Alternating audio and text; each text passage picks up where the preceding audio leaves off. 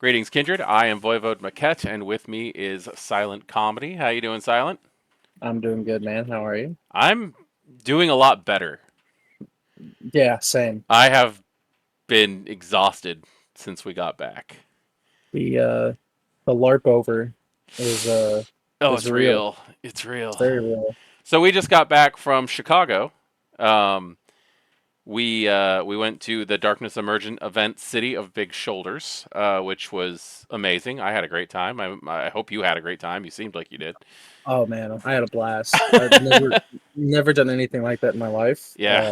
Like not just the LARP part of it, but like spend that kind of money to go do that kind of like I'm not saying it in a negative way. Like I've never just treated myself like that. Yeah, no, Mm. and you know what? That's Like, that's a big thing. Is like it like was just like kind of a treat, you a know. treat to me has always in my life has always been like, oh, I'm gonna get some ice cream for this Saturday. Like, heck yeah, Not I'm gonna go to one of the largest cities in the United States and pretend to be a and vampire for a few nights.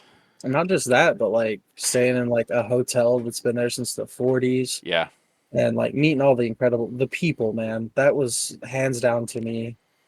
I think that like y- there was some conversation about like the value of the tickets that was going around, and yeah. I'm like, I don't really care because I got my value out of the people that I met, so I'm not Seriously, upset.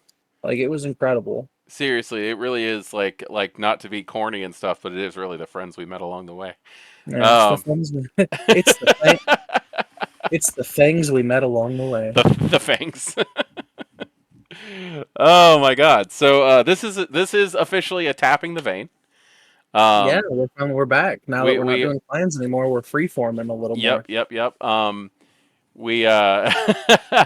We we are basically going to use the tapping the vein format to talk about the event and Yeah. everything that happened. I think that's This probably the best way for us to be able to do this. tapping the vein, the darkness emergent Yeah, episode. yeah. Uh, Seriously, for the the for those of you who are hoping for the more like in lore topic stuff, mhm. it's coming. It's coming. I promise. Like we're Oh not yeah, no, bailing. we're not done. This is just a fun way for us to hang out, and Yeah, we're inviting all of you guys along with us. yeah, You know, absolutely. We're gonna go over. I mean, well, I won't spoil it. Let me ask you, what's on the agenda? Like, where do you want to start as far as I mean, recanting I our don't know. tale? There's so much. I want to talk about the out of character stuff. I want to talk about the in character stuff. You know, like there was so much that Honestly, happened. Like, I mean, I guess let's just start with like let's just go from beginning to end if you're cool with that. yeah. I mean, like lead the Um, way. well, I started off way earlier than you did, obviously, because we Yeah, drove we yeah. drove from Florida. You know, it was me and our buddy Aaron, who is one Oh, of the Aaron. writers for Darkness Emergent. Aaron Bryant. He's a really great guy. He's really fun. I met him at the Texas event Mm-hmm. in San Antonio, and we just hit it off. We ended up being roommates Nice. in Texas, and I don't know. It just became such a great friendship that I'm so glad that I have now. Yeah, But honestly, I think I was Aaron was conscious for like 5 minutes of me being in the car. he's Was so asleep for like tired. an hour, and then as soon as he woke up again, it was like instant friends. Like we wouldn't Yeah, even well, we were just I like, think the first thing that he said when you woke up was something that was like comedically insulting. no, it was yes. When he woke up, he said something that was insulting and hilarious at the same time. I don't remember the specifics of what it was. I would ask him, but he probably doesn't remember either because Yeah, he. no. Well, we were exhausted. Like seriously, we had a Oh, I know. we were car camping. Hmm. Like we went to like truck stops and camped along the way up there. And like the day that we picked you up, this school bus decided it was going to behind us, and like its alarm system went off for like at least 45 minutes. Mm. It would not stop, and it was like 5:30 in the morning. We were so tired. Oof. But yeah, I picked up Aaron, who lives a couple hours away from me. We drove up to you, and I mean, I put a couple of like really ridiculous TikToks and YouTube shorts up, just if anybody wants to see like me acting like an idiot. while we're driving. But like while we Certain were mail. going, every time we moved into a new state, Aaron would read off all the list of cryptids attached to that state, Oh, that's cool. which was fun. We were kind of just playing like supernatural bingo along the way. That's pretty cool. Um, Yeah, I guess I hadn't. I guess I didn't get those the notifications on those. I haven't seen that. I'll have to go back and look. they're just dumb. Like it's literally just me. I've got free time, so I'm just talking. Not to mention, I did a couple of like in character TikToks. Trying to rank up those masquerade violations. Yeah, Um, absolutely. No, yeah, you almost succeeded. oh god, I thought I was gonna die. I Anyway, will we'll, say we'll get though, to that. we'll get to that, but it was one of my very first things I said in character was a flex to make someone else look stupid. What'd you say? We'll get to it. All right, we'll get to that. All right. So, on your suggestion, as we were driving up there, we stopped at this place called the Garden of the Gods, Mm-hmm. which was beautiful. It was not anything that I expected, which was Which is funny hilarious because you because said it's I going to told be her exactly what you expected. I'm like it's the Garden of the Gods. On the way up, it's probably exactly what you expect. I expected Trees it and to be nature. I expected it to be like trees and nature, but I also expected there to be like the like marble statues of the Greek gods because we have a park in Florida that's like that. Like we have a place like where the medieval fair is held around us, like in Sarasota, where you Right. go there and as you're driving into the area, there's just like there's Poseidon, there's Aphrodite, like it's all the Greek deities. So my mind just went to that, Yeah, no, it's but I nothing had like that no whatsoever. idea what kind of Breath of the Wild style beauty you were going to show me. Yeah. That was incredible. We climbed Camel Rock. Aaron bit it. Yeah. As he He does. bites rocks. He did Um, wake up. He didn't wake up to tell me, but he did somehow comedically time in the middle of being asleep in the back seat when you said the words Camel Rock. he's like, I bit He said no. The first thing that Aaron said after he fell it. asleep was the tastiest of rocks, The and then he rolled taste. back over and went back to sleep. And I asked him when he woke up. I'm like, "Did you seriously wake up halfway through that hour nap just to tell me that Camel Rock was the tastiest rock you've ever bit?" And he goes, "I didn't wake up to tell you that." He was still sleeping. He's like, "Oh yeah, Aaron's. sometimes I Oh talk my in my god. sleep, and it just happens to be comedically Uh, relevant to what's being said Aaron's around me." Aaron's like he's a trip, man. But so yeah, after a couple of days on the road, we got to you, and this was a Yeah, huge thing because this was the first time we'd had ever met in person. yeah. It took me like an hour and a half, maybe, to be like, okay, this is what he looks like, not on a YouTube video. Right. Like there was a lot of just not like it was awesome. Like not it was weird, but not in a bad way. It was Yeah. just like, man, I couldn't believe it was finally like we were finally It getting to meet in person because it we've been friends for years it now. felt like a family reunion. Honestly, though, It yeah, really, yeah, except I was happy to be there. yeah, You yeah, exactly, know? yeah, That's not true. I've gone to exactly. a couple family reunions. I've enjoyed the hell out of them. I just being silly. But no, I like seriously, like getting I there show up and late to mine just so I can eat and then leave. No shame. but no, it was a trip being able to meet you in person. That was awesome. Yeah, yeah. So like we spent the next few hours on the road, stopped for lunch. I killed a bat. I feel so bad about that still. Like I felt bad about it too, but I wasn't in the car when it happened, so it's not really my problem. at some Also, better the real bat die than you know I was gonna say better the real bat die than the in character me die, but I don't know if I actually stand by that. no, we're I guess at some point in time while we were driving through the mountains cuz like we took a lot of mountain roads. Hmm. But at some point in time when we were driving through the mountains, I didn't notice, but apparently I hit a bat and it got stuck in my grill. And I was like, "What the hell? Like this is a bad omen." like Oh well, also the funny thing of it is we didn't notice it when we were walking in to eat for that yeah, but when we were when walking we back to the car facing it. What we did notice on the way in, though, was that you were parked next to a witch because there was a broom laying parallel to the parking Right? space, just I was like, what the just next hell? to your. I was like, all Yeah, right, well, supernatural world of darkness. Here we go. someone parked their broom out in the parking lot, Yeah, and you know it's it a was so witch's funny. broom in the parking lot of a Cracker Barrel.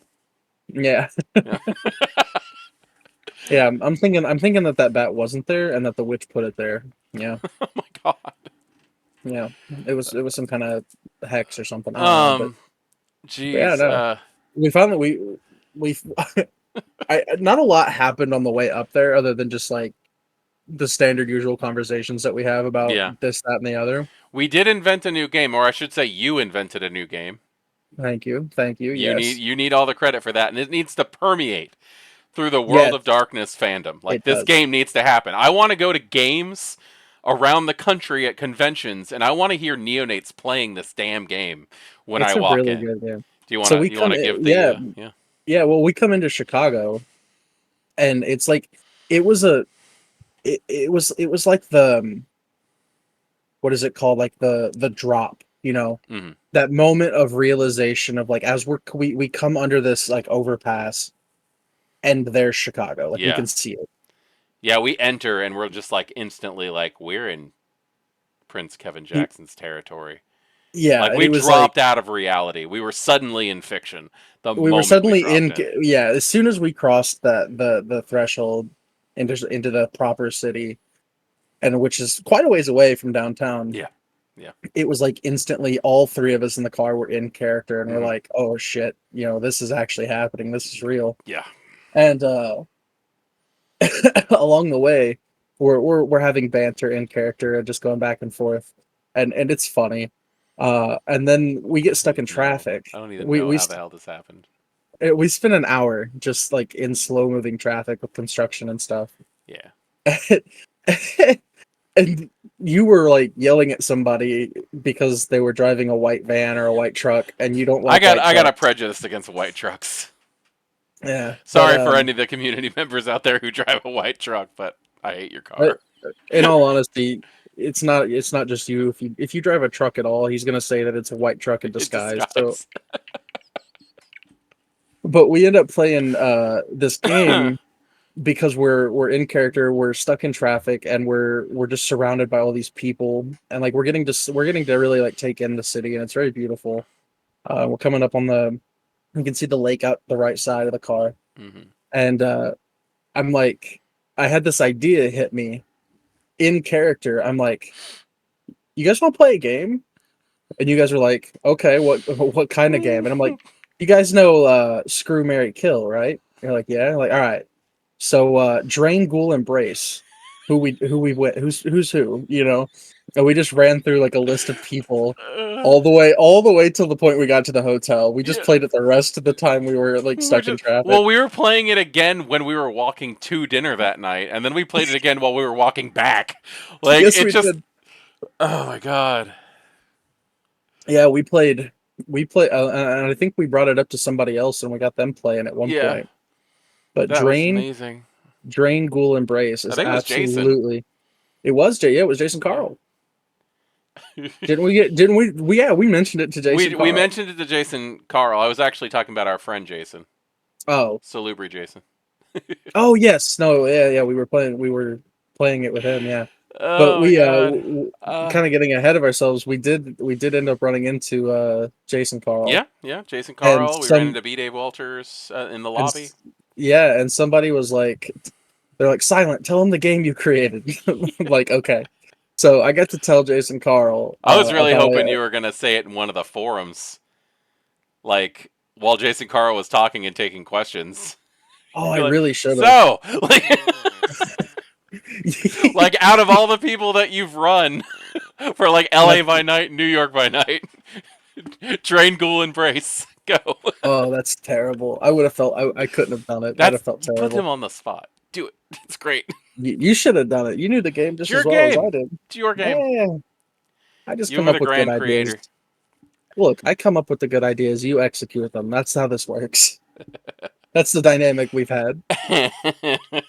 No, I can just go ahead and say it now. The community challenge for this week is who would you ghoul drain Yeah, embrace? Ghoul Drain Embrace in the comments.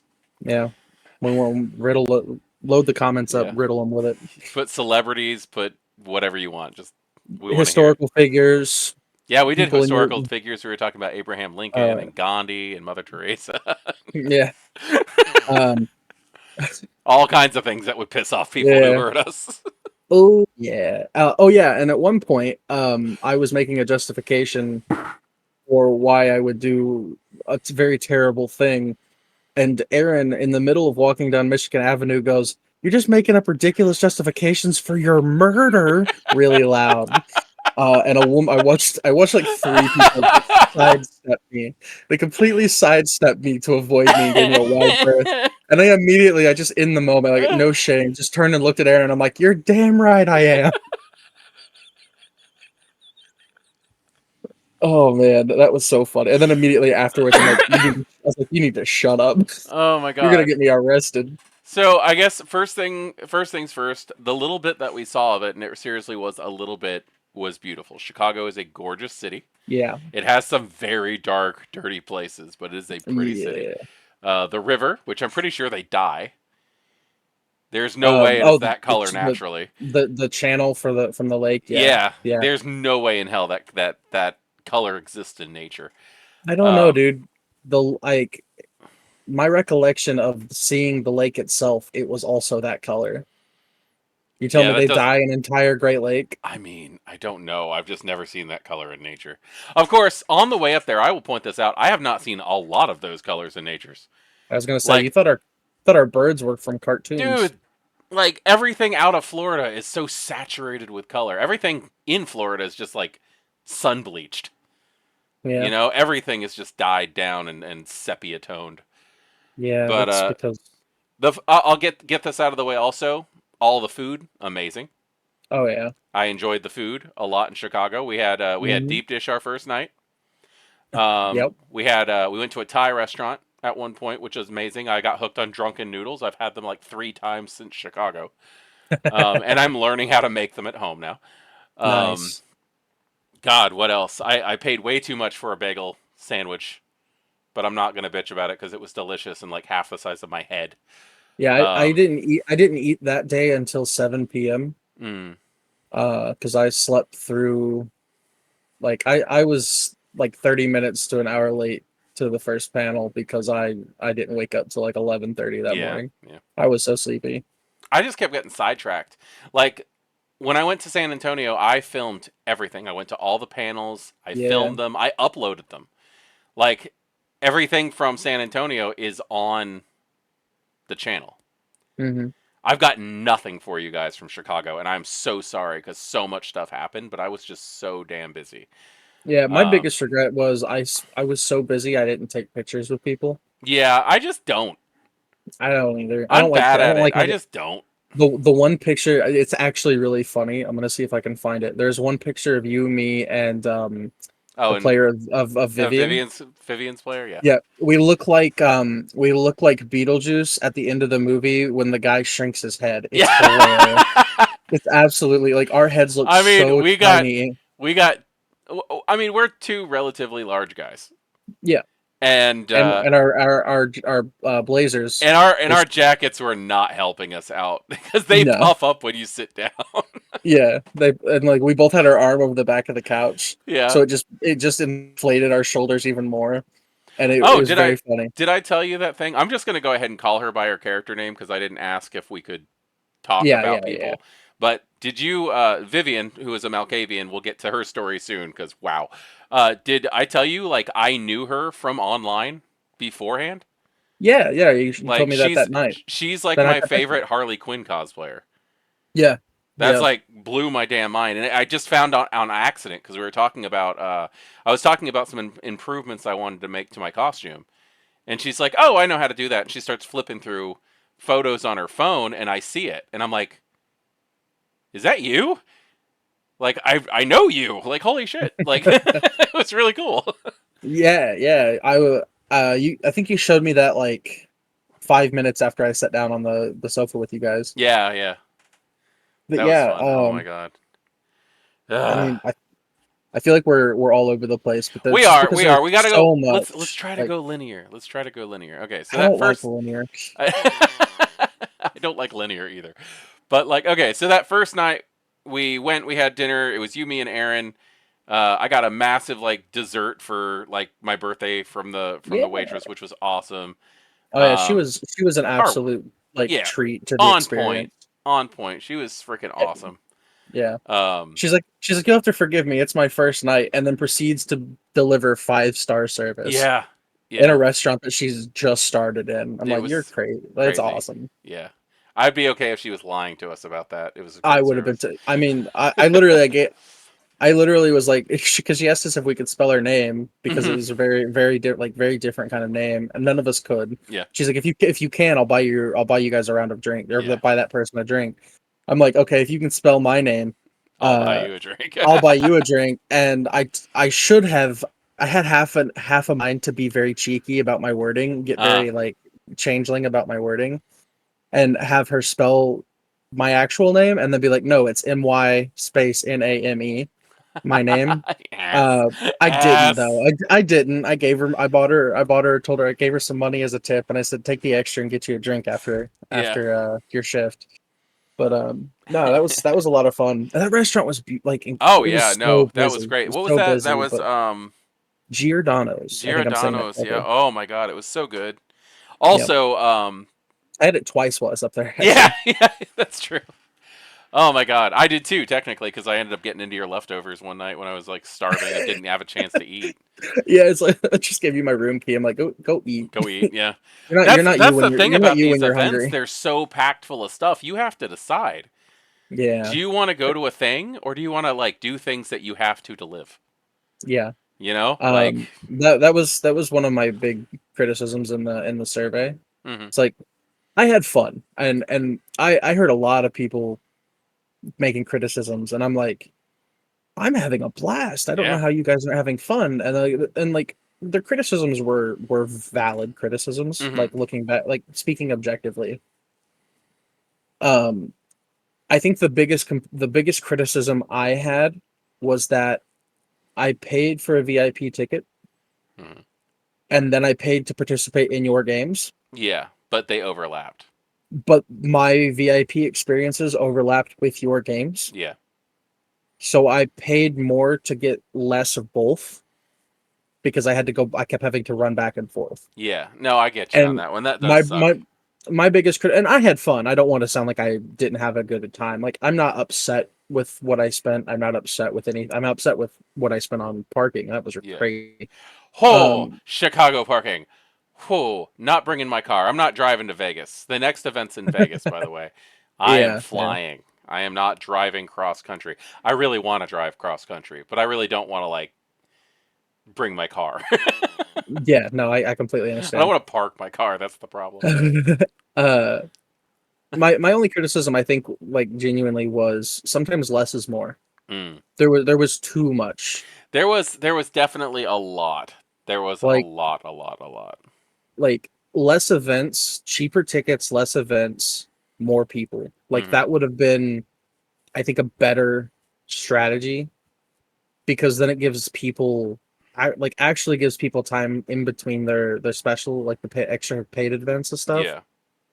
to enjoy themselves, to take care of actual necessity and like take a like rest for an hour between events or like go back to the hotel and change if you need to change Yeah. between events, stuff like that. That's actually hard too because there's a lot of costuming. Yeah. And like the hotel that we stood at had it bleh, words. The hotel that we were staying in had like a really really shitty elevator system. And there were Yeah. times where you'd be waiting on an elevator for half an hour, especially if you're trying to Yeah. go down, you know? Yeah. So like Yeah, at one I point in did do that. time, like I think it was the day that I hosted my first game where I had like all of my stuff. I had like this massive computer case. I had all my gaming books. I had my dice and all that stuff. And I provide dice for like all of my players if they need Yep. them. I had to take the stairs 7 flights to get there on time. Ooh. And that was because I was running late. So I just bolted down those stairs. But I mean, it's like seriously, that's the kind of stuff that I understand you have to expect when you're going to stay in like an antique hotel in Chicago. Right. Yeah. So okay, so we ate dinner. We came back to the lobby. We hung out with like some early arrivers. Mm-hmm. You got to meet Coop, who's the head of security.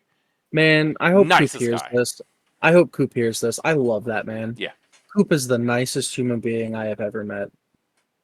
I'm gonna say that about someone else that I met while I was there. yeah. Mr. Gon is also one of the Oh my nicest God, human yeah. beings We I've ever met. we we met Chris Leland, Mr. Gone, and Yeah. he is just he and his wife were there, and they are just the Yep. sweetest people. They are genuinely kind-hearted, Did sweet you see people, his and face turn beet red when Daphne, who's the presenter, she's the CEO of By Night Studios, she's like, and the most famous person here, Mr. Gone, and his oh, face just went beet red.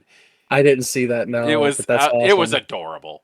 Like Yeah, really no other way to put it. no, He was just I adorable. was I was so honored to be able to to meet Mr. Gon Hmm. and like Coop. I heard nothing but good things about Coop on the way up there. So when Hmm. I met him in person, I told him I would I'd buy him a drink. The first drink I bought at the bar was for Coop. Yeah. Um, Well, I think we and were actually eating lunch at Cracker Barrel on the way up there uh-huh, when I got a birthday message from yeah, Coop. Like he texted me yep, how wonderful it is to know me and like how his life has improved and stuff like that. I'm like, "Oh my god, we've talked like 6 times, dude. Why are you so nice? yeah. Like, why are you the That's best just person?" Coop's just a nice dude. The man's got like humanity 10. Honestly, though, he's He a really really nice does. guy. So I bought him. I offered to buy him a drink as soon as I met him, Mhm. and I think he ended up paying my tab anyways. Yeah, that's Coop. And I'm like, Coop, what the heck, It's man? very hard to do anything nice for Coop. He's going to Yeah, outdo it. he's He's gonna gonna pull the rug out from under you with kindness. yeah. And then he also took us out after the Hmm. hotel bar closed and went out and just like got to walk around the city and have some drinks Yeah. in another place down the road. I really Um, wanted to go with you guys, but I was so tired. nah, dude, I The get fact it. that I stayed up that late, like before you guys left, was insane to me. But like, I really wanted to go. Yeah, no, I completely understand. You'd been Yeah. driving for 4 or 5 Ever. years. Yeah. I've been driving forever. But yeah, we met Coop. We met some of the other players. I'll just use their character names. We Yeah, met that's probably the safest. Waylon, Hmm. who I ended up having a lot of a lot of fun interactions with throughout the weekend. Hmm. Uh, I'll get to it, but I think he thought I threatened him and then asked for favors later on in the weekend, which was so funny. Um, but yeah, we met. I'm trying to think of who all else was there. I think was it Jason? Uh, not our Dark Knight's friend Jason. One of the writers, Jason Jason Herman. Herman. Jason Yeah. Herman was there. He's one of the writers for the Laws of the Night, fifth Mm-hmm. edition. Corrigan's the other writer. Corgan. I'm Yep. sure they have a staff, but those are the two people that I know who Lead wrote writers. it and worked on it, and also like did the presentation for it during Texas. Yeah. Um, Yeah. I which almost I nicest don't. damn guy. Him and another friend of ours from the Tampa LARP that I participate in. Just freaking fun people all the way around. Oh yeah. They were great. And then we met um the Anarch Prince group. Yeah, The Peoria Anarchs. the Peoria Um, Anarchs, who are also mostly the Digital Digital Collective. Collective, Yep. my babysitters. Yep. And I looked at them and I'm like, actually, I'm his masquerade guy, and they're like, well, you need to get your shit together because you're making we. And I'm like, I'll have you know that we have had 0 data breaches. Thank you very much. Fuck yourself. uh, they get uh, they look at me so angry every time. I know. They like Uh, point and stare daggers at me, and I'm like, "What? yeah. It's only like Uh, 700 masquerade breaches. Calm down, you're fine." the again using character names Sin and Tempest were and their group were great. They're who we went and had Thai food with. Yes, yes. All incredible people to meet. It was so nice getting to meet them. It was super fun because they were playing Bruja, and I love watching Tempest do everything she can not to explode. She's so Uh, tiny. yeah, She's and it so was tiny, and she's playing a she is a brouhaha, and she's she's a scary. firecracker. Yeah, she is She's scary. kind of scary. Which was you know like pushing her buttons, Hmm. Tempest's buttons. I figured would be like the ballsiest thing that I did in character. It wasn't, No. and it wasn't even the scariest thing that I accomplished in character. No. um, Speaking of the scariest things, mm, um, I think the next biggest thing that to actually talk about would be the Meet the Prince event. well, we ended up before we get to that same night, we ended up Jason, Carl, and B Dave came in, That's true. and we got to have drinks and talk with them, and I got to like talk to B Dave about Victor and some of the things that he did like Yeah. in and out of character for that game, and got to drink wine recommended by Jason Carl. That Yep. was cool.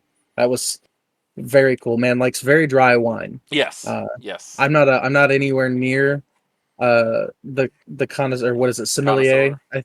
connoisseur of wine that Jason Carl is. So Well, he I'll he's the trust one. him. He's the one who invented the whole idea of vampires and vino. Yeah, yeah. Like Well, that's his whole deal. but yeah, dude. It was so cool to just like get to hang out with them, like Yeah. before all the events start, before like all the hustle and bustle of Yeah. panels and interviews and games and stuff started. It was cool to just get to like hang out with them for a couple of hours and get to kind of know them as people, like just as people. Yeah. That was probably one of my favorite moments of I the whole. I will admit a little bit of fangirling on my part when I went up and I introduced myself to Jason Carl, and I was like, "Hi, I'm voivodemekhet," and he's like, "It's nice to finally meet you in person," and I was like, Mhm. "Ah, you know me." uh, yeah, I actually had a really funny laugh because I introduced myself as Silent, your partner. Yeah. Did Oh not yeah, clarify business there was a partner. good chance that a good group of people thought we were like A couple, domestic yeah. partners, that we were a couple. Because I forgot, because I didn't register in the introduction. I was also Yeah. fanboying a little bit, but I'm like And I'm wearing my poly possum, business. so it's 100% possible.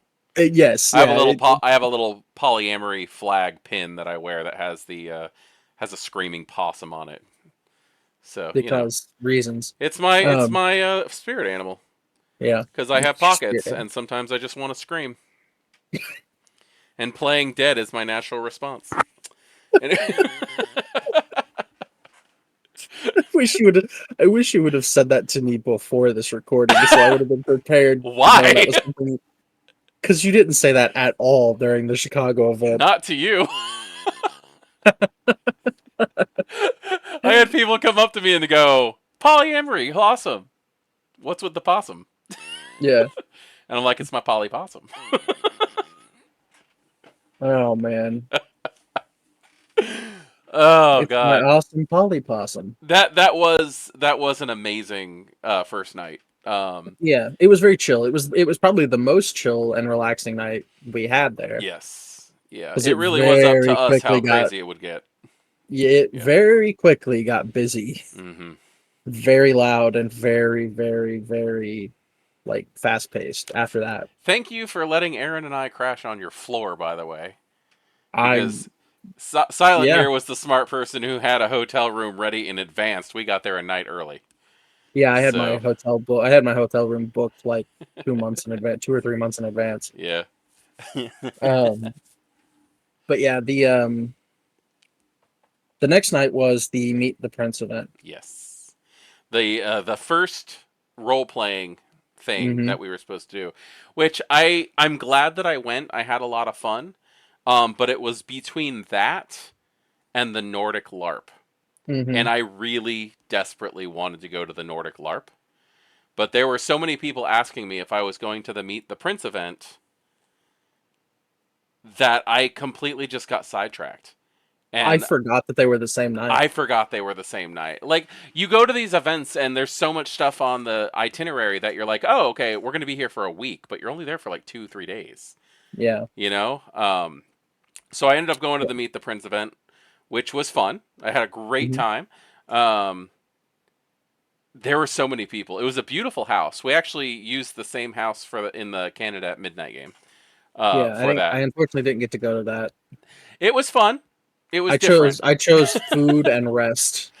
And you probably made the right call. I think part of me was like, I should have stayed behind on this one, but I did have a good time.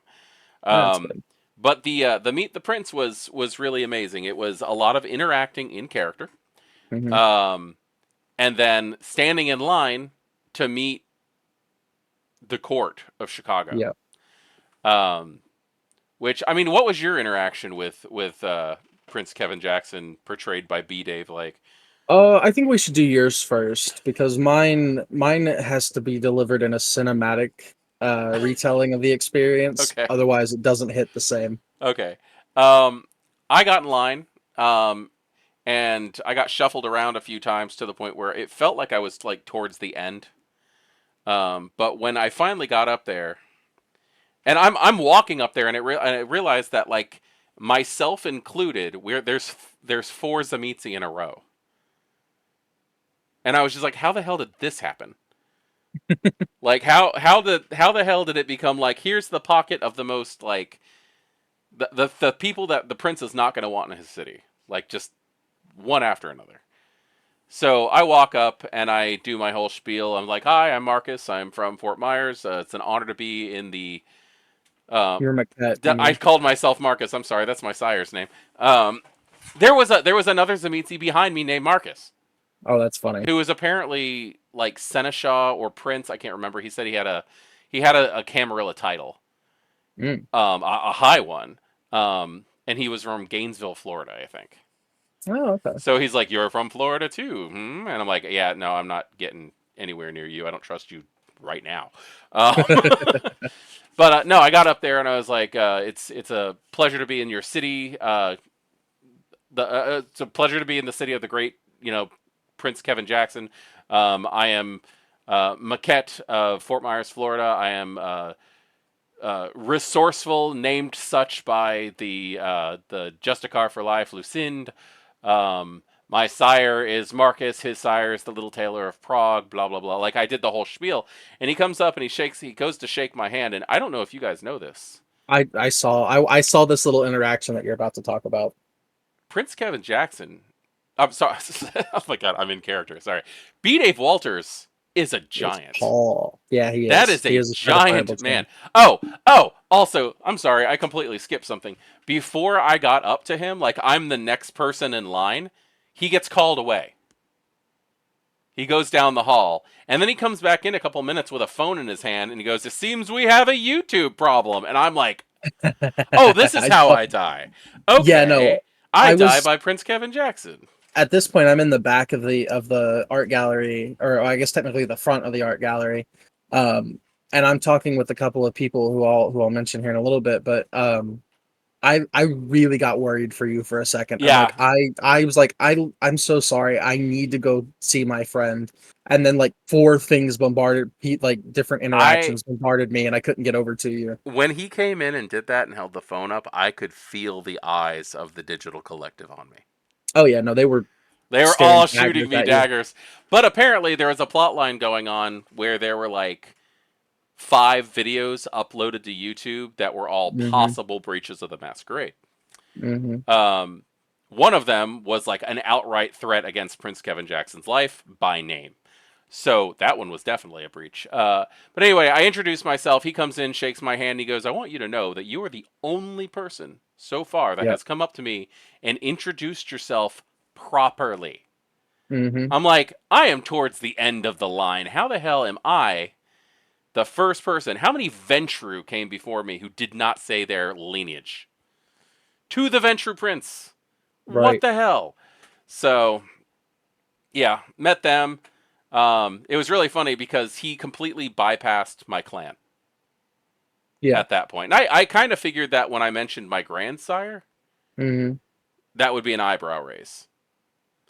But I he think he didn't say did. anything. He He didn't didn't say say anything. anything. He didn't No, he he didn't didn't say know. anything, but He didn't know because mm. I walked off, and then the person behind me was like, blah, blah, blah, Clan Zamitzi. And he was like, why is there a Zamitzi in my court? And then the next two people behind her went, us too. And he went, there's three Zamitzi in my court. and I'm wearing a Zamitzi t-shirt, but like with a flannel over it, Mm-hmm. like, and I'm like, actually, sir, and I kind of opened it a little bit, and he's like, there's 4 freaking fiends. I'm like, yep, this is great. But I did end up volunteering to help sort out the Masquerade breach of videos, Okay.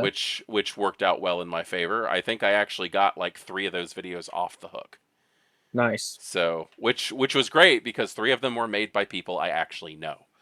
Yeah. So I'm like, yeah, can't do that. So how was Yeah. your introduction with uh Well, PJK I think we need or to we need to PKG? wind PKJ. We need to wind it back to the very beginning of this event because it had been the beginning before he got there. I had I had signed to be like I wanted to join the digital collective, Yeah, and so going into this being my first interaction with other kindred, I wasn't technically a member quite yet, yeah. and so I had this moment with the other members of the digital collective who had been assigned to watching you Hmm. call you out in Elysium before the laws of Elysium had been declared, mind you, Hmm. and Well, they were play mad at a me because I video. was they were mad at me because I was making a TikTok out front. Yeah, yeah, we had that moment out there where they were like, I'm like, He's not doing anything. There's no issue here." Like, and they're like, he's doing it right now, and I'm like, yes, He's like, "There's and there's no reflections in issue. his sunglasses," and I'm like, "Get over it." I'm like, you're fine. I'm like, human eyes can't see that anyways. It's not a big deal. But Yeah. then we get inside, and the Bruja Anarch Sin opens his phone and across the room calls you out for having a masquerade breach where you openly stated PKJ's name Yeah. Should have done that on the on bus. TikTok.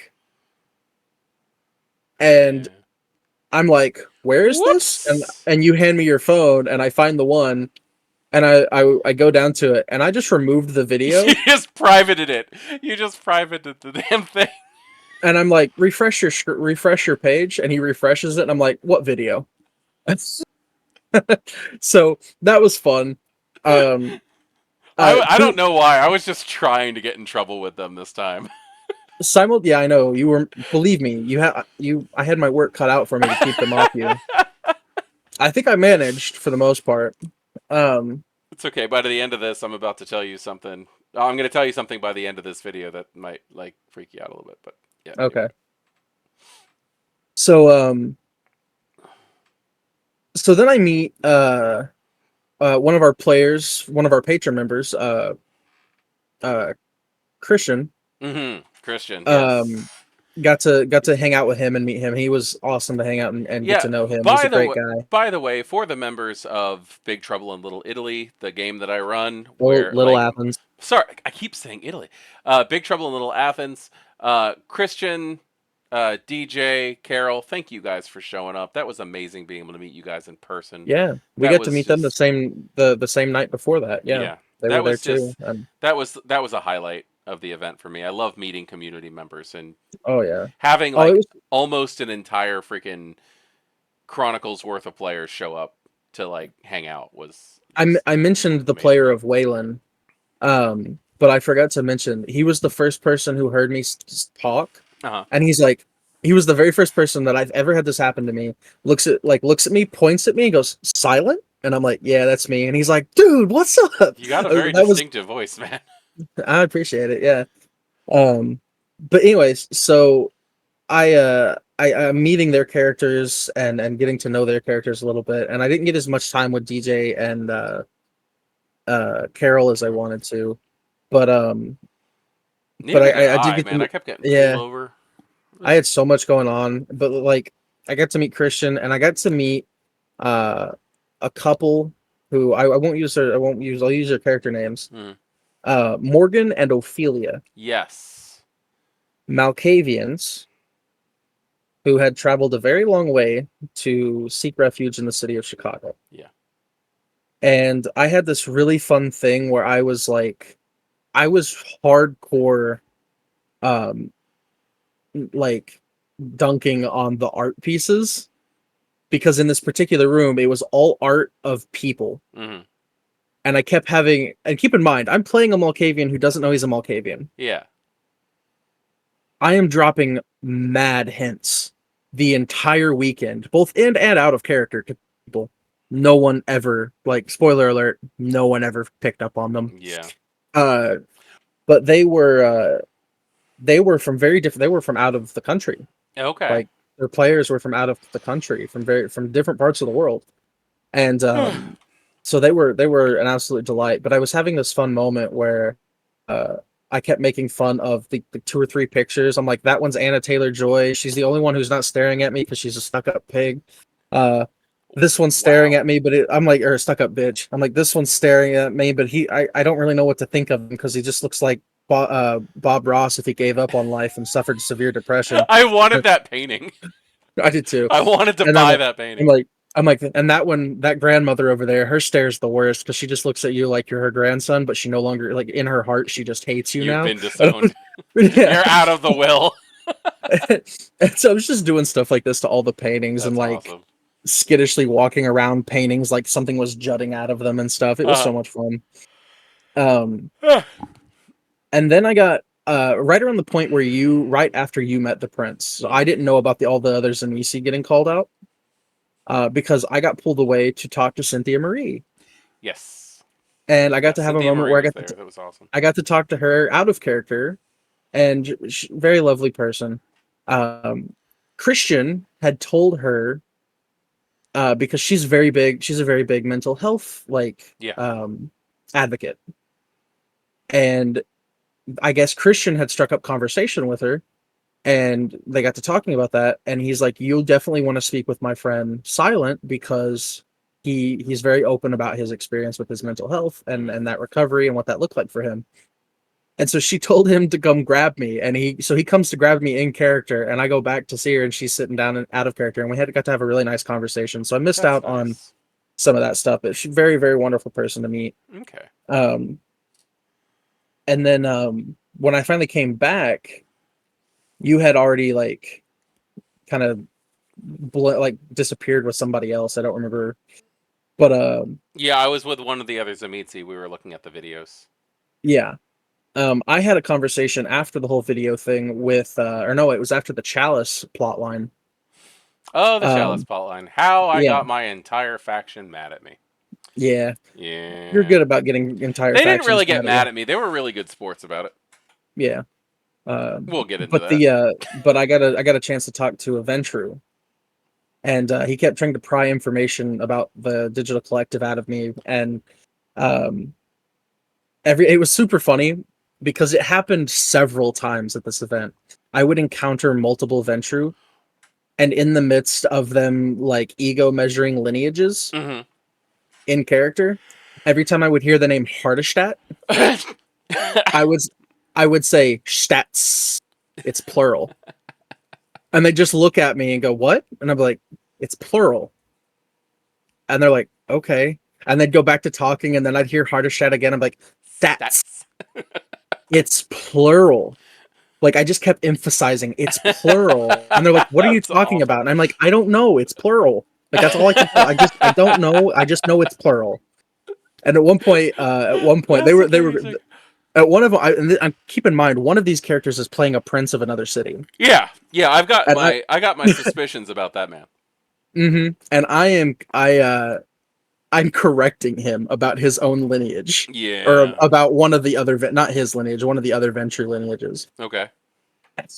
And so he's like, "I'm sorry, do you know something I don't know?" And I'm like, "Oh, no, sir, I don't mean to disrespect you. I just felt like I needed to let you know it's plural." And he's like, "You know that in that language, like the S is silent." And I'm like, "Yeah, but that's because that's normally like it's plural." And like no clarification on what the hell I'm talking about, obviously. Good, confuse the hell out of him. Yeah, no, well, that's the thing is I my way of playing Malkavian was a lot of fun. I got to take a lot of out of character knowledge and designate, okay, I only know this little fragment, right, as a Malkavian. And so I did that like to like probably 3 or 4 groups of Venture. I would hear somebody like say Hardestadt, and I would just like plural. I just quit whatever I was doing. I'd turn around and point at them and be like, "Stats, it's plural," and I just keep going. Like, it was so much fun. That's But great. finally, Uh, the massive line to PKJ got down to just a few people, yeah. and I'm standing there with Ophelia and Morgan, and I forget the character's name, but the guy was playing a Thin Blood, Okay. and he plays terrified so well that like both in and out of character, I look at the players of Morgan and Ophelia, and I'm like, okay, he's really nervous. Why is he so nervous? And they're like, we're not really sure. And I'm like, okay, now because he's nervous, I'm nervous, and Grandma won't stop looking at me, The damn and I don't paintings. appreciate her disappointing glare. And and so they're like, "Do you want to go before us?" And I'm like, "No, no, no, no, no. I actually don't think I want to." And so they're like, again, they're playing Malkavians. Yeah. They go up and start having their introductions, and the Seneschal, who's a Tremere, Yeah. is very condescending to them in character. The Uh, Seneschal, mind you, I want to point out was played by Corrigan. Morgan, yeah, no, he Corrigan was Cassidy, who's just amazing. amazing. He's a representative of Canada at Midnight. Yeah, and a phenomenal performance of a skittish sycophant Tremere. I loved it. Yes, very.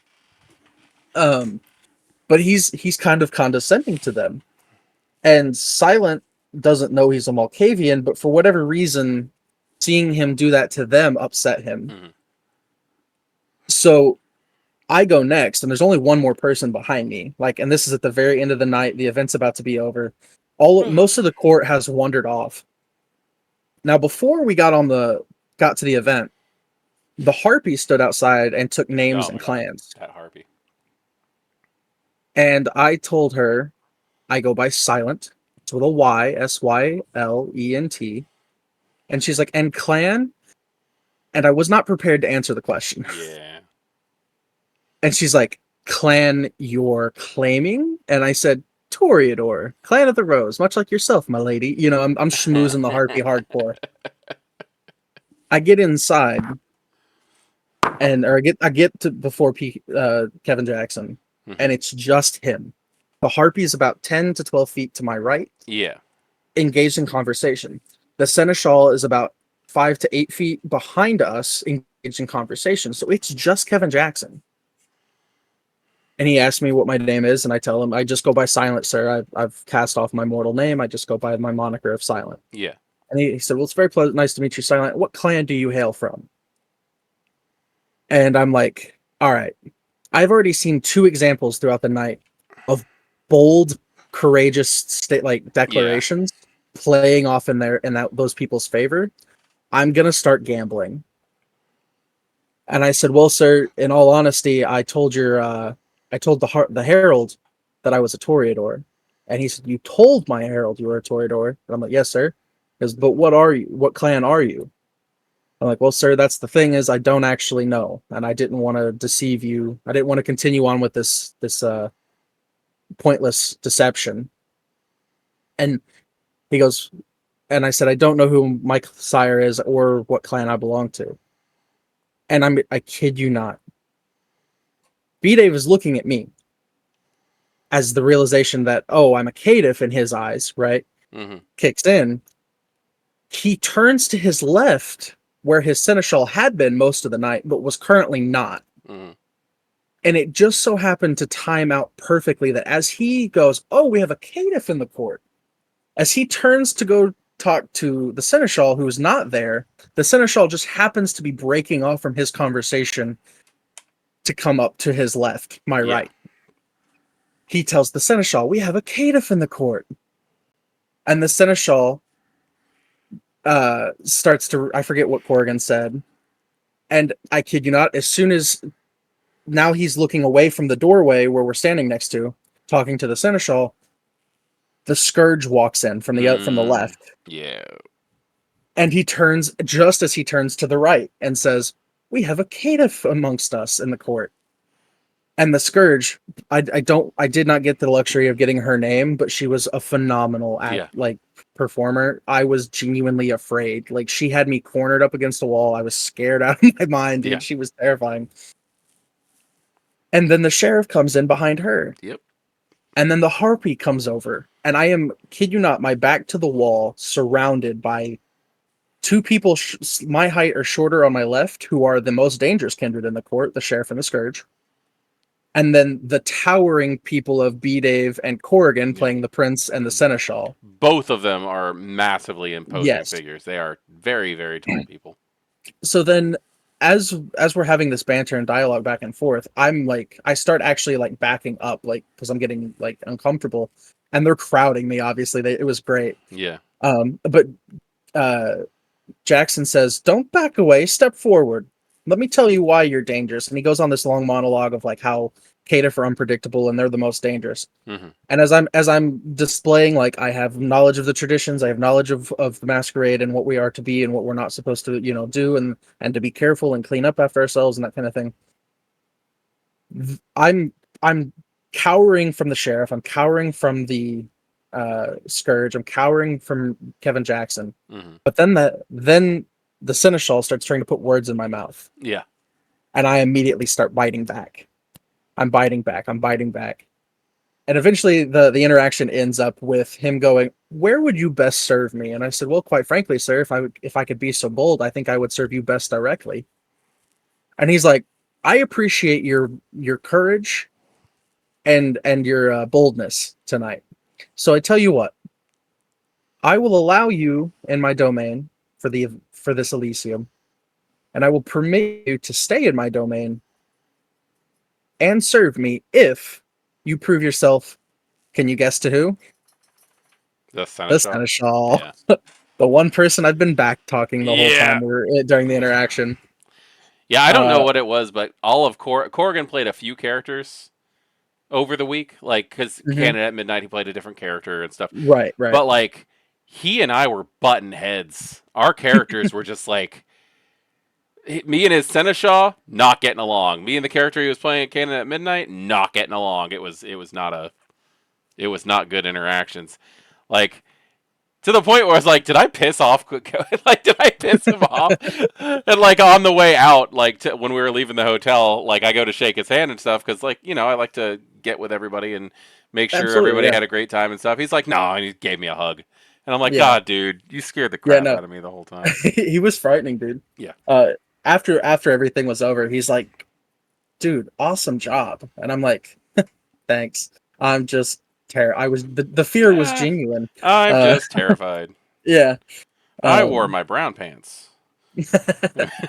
But can I just say for a second too? I think my favorite thing about the entire thing was I clean up freaking good. Like, I clean up good. It was nice to play dress up with you. It was nice, yeah. But I don't know how we're doing on time. Do we want to go ahead and move on to to the main event? Well, we can. Just 1 second. We did have the Chalice. Yeah. The Chalice gets pulled out, and there's apparently it's the MacGuffin of the event.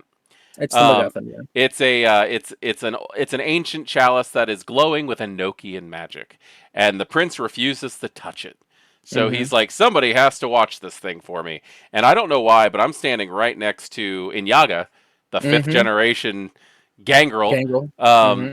And she's like talking about how amazing it is and blah blah blah, how pretty and magic and all that stuff. I saw your eyes, like, and I just instantly went, "Oh, I'm just gonna go ahead and say my my Zemitzi compulsion was activated. I'm covetous. I want that cup." And I also wanted it. And they were like, "Who's gonna take the cup?" And I got a hold of my group, my faction, which is the Iron Horsemen, and I asked, I guess, our spokesperson, our leader, who's an anarch baron by the name of Nomad, who is freaking awesome. Fantastic. I love role playing with this guy. He is so awesome. I love role playing with the Iron Horsemen. I am so happy that I accidentally got thrown into that group. I spent more time with the Iron Horsemen than I did the Digital Collective. Yeah. So I talk to them and I say, look, we really just need to not let anybody else have this thing. And they threw out the best argument. We want to hold it because, A, we move things. That's what the Iron Horsemen do. We protect things, we move things, we get things from point A to point B. And Nomad said the smartest thing ever to the prince, which was, we want it so that no one can use it. Where everybody Yeah. else was like, I want this thing for our own personal reasons. Um, Hmm. but that worked, and we ended up getting it. And Yep. we go into this like little room with a table, and we're all talking. All the Iron Horsemen are talking, and we come up with this plan of like, let's get. It's in this like blue velvet box, and we're like, let's get like a bunch of blue velvet boxes just like it, and we'll all pretend to have one, and we just won't say where the real one is. And everybody's like, where's the real one gonna go? And I'm like, I will put it in me. In me. I will put it in me. I will carry a fake box as well. And I ended up opening up my torso and shoving the box in there for safekeeping. And I'll Right. 100% best the meatsy outlook ever. I got a hold of that cup and I didn't care anymore. Hmm. I was completely bored with it. Yep. I was like, there's really nothing I can do with this thing right now. I really don't want to do anything with it. Now I just have it because I don't want anybody else to have it. Yeah. Coveted, man. So I ended up walking around like my character getting threatened by Clan La Sombra, by the Digital Collective, by the Arsene movement, like all of the factions were just like, we're gonna find out where the hell you put this thing. And in the background, the executive board was trying to milk me for information on how to get information out of you, Yep. which sparks an entire series of well calculated and manipulative gambles on my part. Seriously, if you want to get information out of my character, you just need to ask. I will not shut the fuck up. Yeah. Yeah. I'm a That's why the digital blabbermouth. collective. That's why the digital collective hates you. Yeah, I know. But yeah, that was pretty much the end of that first night. We had a good But time. there was one more thing that happened before the end of the night. The Bono Hakim thing. Oh no, I wasn't gonna bring that up because it didn't seem that relevant. Yeah, it But really wasn't. no, it was just something that was going on in the background of By Night's plots. Yeah, that carried Um, over from their Discord plot lines. yeah. No, the interaction between me, you, and Waylon at the very end, where you and him both thought I was threatening you. I don't know what gave you guys that idea. I just stated a scientific fact, Dude, honestly. you came up to me and said even iron melts with enough. you Look, basically can I threatened to smell it? liquidate me. I'm like, dude, you're my buddy. What the hell? I, I didn't threaten you. I said, did you know even Seems like a threat. even iron can become a bubbling puddle on the ground with enough heat as applied. I simply stated a scientific fact, and then I turned to look at A Waylon. very threatening fact. I don't understand what was threatening about it, That's like honestly. flashing that you have like a gun and walking up to people and going, you know, this gun, like a bullet will actually just cut right through a skull. Like, I'm I like, dude, that's a scientific fact, but it's threatening. I see. I don't, but it wasn't a threat because I wasn't threatening anybody. I was just Oh my stating a fact. god. Out of character, that was a premonition that you Yeah. guys were going to have a lot of heat on you, Yeah. and that you guys were going to need Oh, to and we did. definitely. I mean, you did too. Oh, and we did. It was a well forethought, self provoked premonition on my part. Yeah. But it was actually it was me trying to warn you guys in a very Malkavian way without understanding why I was saying it. I was just like, Um, why? Why are you threatening me? I brought you here. You're my friend. yeah, you're like, you're my buddy, and I'm like, I am your buddy. Why wouldn't threaten you? What are you talking about? Oh, I know oh. you're like, why are you threatening me? I'm like, I'm not threatening you. I'm simply stating a scientific So fact. I'm gonna go ahead and say it now because it happened tonight. Also, that one thing that I said I'm probably gonna like something I probably have to tell you by the end of the video. Yeah. Um, okay, so we were having a conversation about anarchs, Mm-hmm. and you ended up calling Nomad over, and you're like, Mm-hmm. "Ask Nomad. He's a baron." Mm-hmm. And I went, I don't know why. I was just like, I don't want to ask Nomad. Like he's already putting his neck on the freaking chopping block for me, and like you're like, just ask him. So I asked him the question that I ask pretty much all of my Anarch players: is what do you do when you win? What Yeah, happens when the and Camarilla is beaten? And he gave me the only answer that I ever it's respected. it is the only correct answer to give. Yeah, I mean, I think it's a correct answer to give. I think there Nah, are good answers, but it really nope. depends It's on the the kindred. only, with the very foundations of what the anarchs are, it is the only correct answer. What was the answer though? He looked at me and went, I don't care. Yep. I was like, what are you going to do if the Anarchs beat the Camarilla? And he goes, I don't care. And I went, oh, it's not about what's going to Winning. happen later. It's about not letting what's happening now continue. And there's a very good chance that by the time I get to Vegas, Mekhet's just going to be Anarch. Yeah. Uh, Because every time I go to a Camarilla city, somebody tries to fucking kill me. yeah. Anyway. I had a really fun moment with that too, because I absolutely, standing around an entire group of anarchs, Brujah, Gangrel, and the sort, I then said, and that's the only correct answer. The anarchs fight is nothing more than something for them to spend their time with, just like the Camarillas' See, politics. I don't see it like that. And then I walked away, which was a bold thing for me to do, Yeah. but it paid off. Yeah. A lot of my bold gambles paid off. You um. told me I had. Yeah, you're like, I'm not taking you to Vegas. You have a gambling problem. I'm like, it's only a problem if I lose. Oh my god. Anyway, so then there's the next day. We had a lot of fun hanging out in the lobby. We met a lot of people, by the way, Yeah. that night. It was a great time. It was a great time. But like, if we Oh, sit yeah. here and talk about all the stuff that happened in the Yeah, we'll lobby, be here for hours. we're gonna be here for hours. And this is probably already gonna be like a 2-hour episode. Yeah, the next big thing was your Camarilla game. Yep, I got to run my Camarilla game. We got to meet. Let's see if I can remember all their characters' names off the top of my head with no sleep. Vivian, Nikki, which was an amazing Malkavian waitress from yes, a she like was. little greasy spoon diner. I loved every interaction with Vivian. There was V, Nikki. Nikki was a belly dancing Toreador. Correct. Telly, the PI Brujah. PI Brujah. Gopher, the Aaron Boy Nosferatu. And I forgot the Ventrue's name. It was Bill, wasn't it? William? I think it was William, yeah. And he that player was actually a member of Desert of Shadows. Yeah. Yep. And he had probably the coolest, well thought out Ventrue concept I've ever seen in my entire life. Honestly, a fantastic example of why being a Ventrue is difficult when you're young. Yeah. Because he did what all Ventrue do. He made a fortune on his own.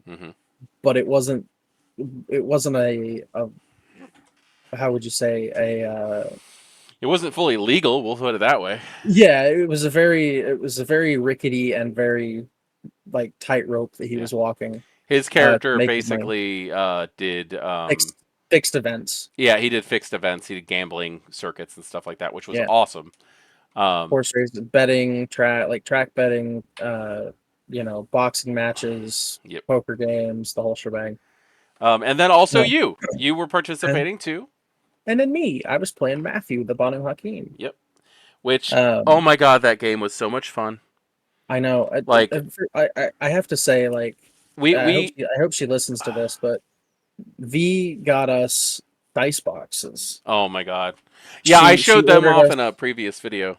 Yeah, I saw that. She got us all she had ordered us all 3D printed dice coffin-shaped dice boxes with magnetic lids.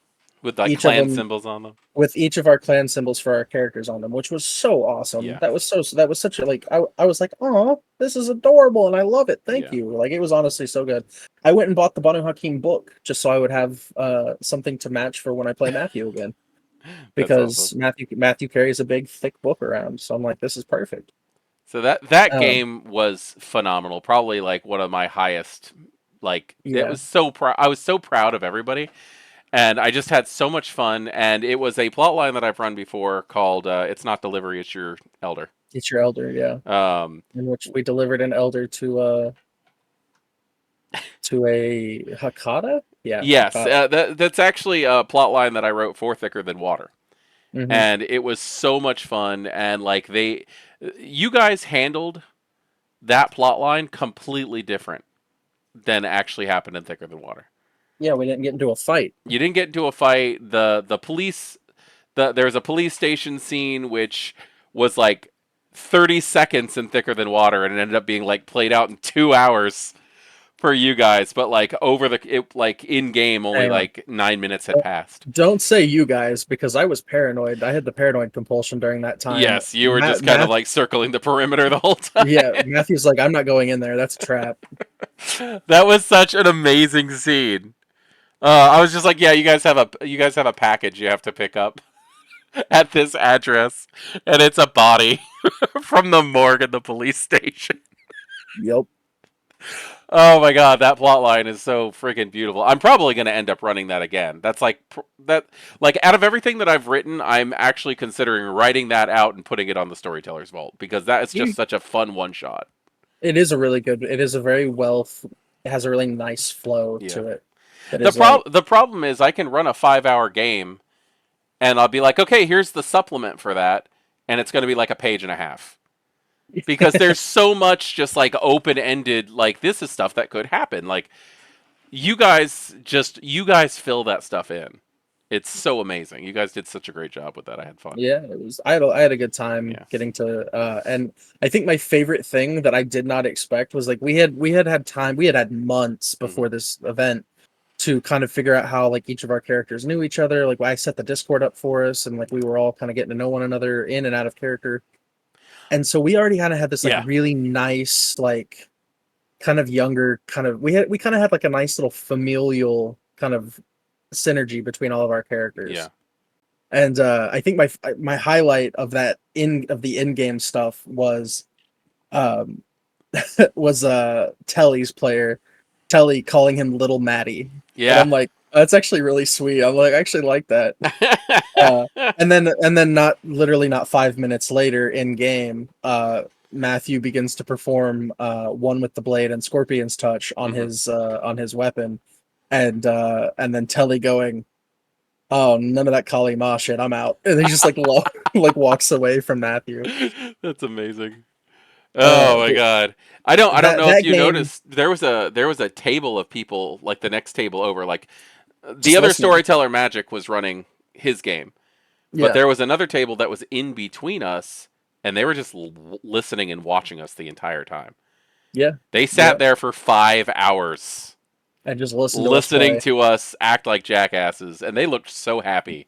They were ecstatic. I was like, these people are looking. I was like looking at them, and I'm like, I don't know what game they're playing, but they all look like they're having fun. That's the thing is, I did a double take, and I'm like, they're not playing anything. They're just having fun listening. I'm pretty sure that they were somebody important, like on like BNS staff or something like that. Oh, really? I'm not really sure who they were. I could be completely wrong. They might have just like been sitting there. There were 4 or 5 people listening. Yeah, so. But they seemed important. Jason was one. Our Jason from Dark Knights. He was one of them. Yeah, he was sitting off behind you listening, and I was so glad he came up and sat down with us. I was so glad to get to hang out with him. Then also we didn't get to participate in this, but in the room right next to us while we were running was the Changeling LARP. Yeah, they were doing that. That was a lot of fun. From what I hear, it was really nice. Which I believe Cheshire was running. Oh, and yeah. Or was it Cheshire or Giuseppe? I think Giuseppe was playing. I think Cheshire was running. I could be completely wrong about that.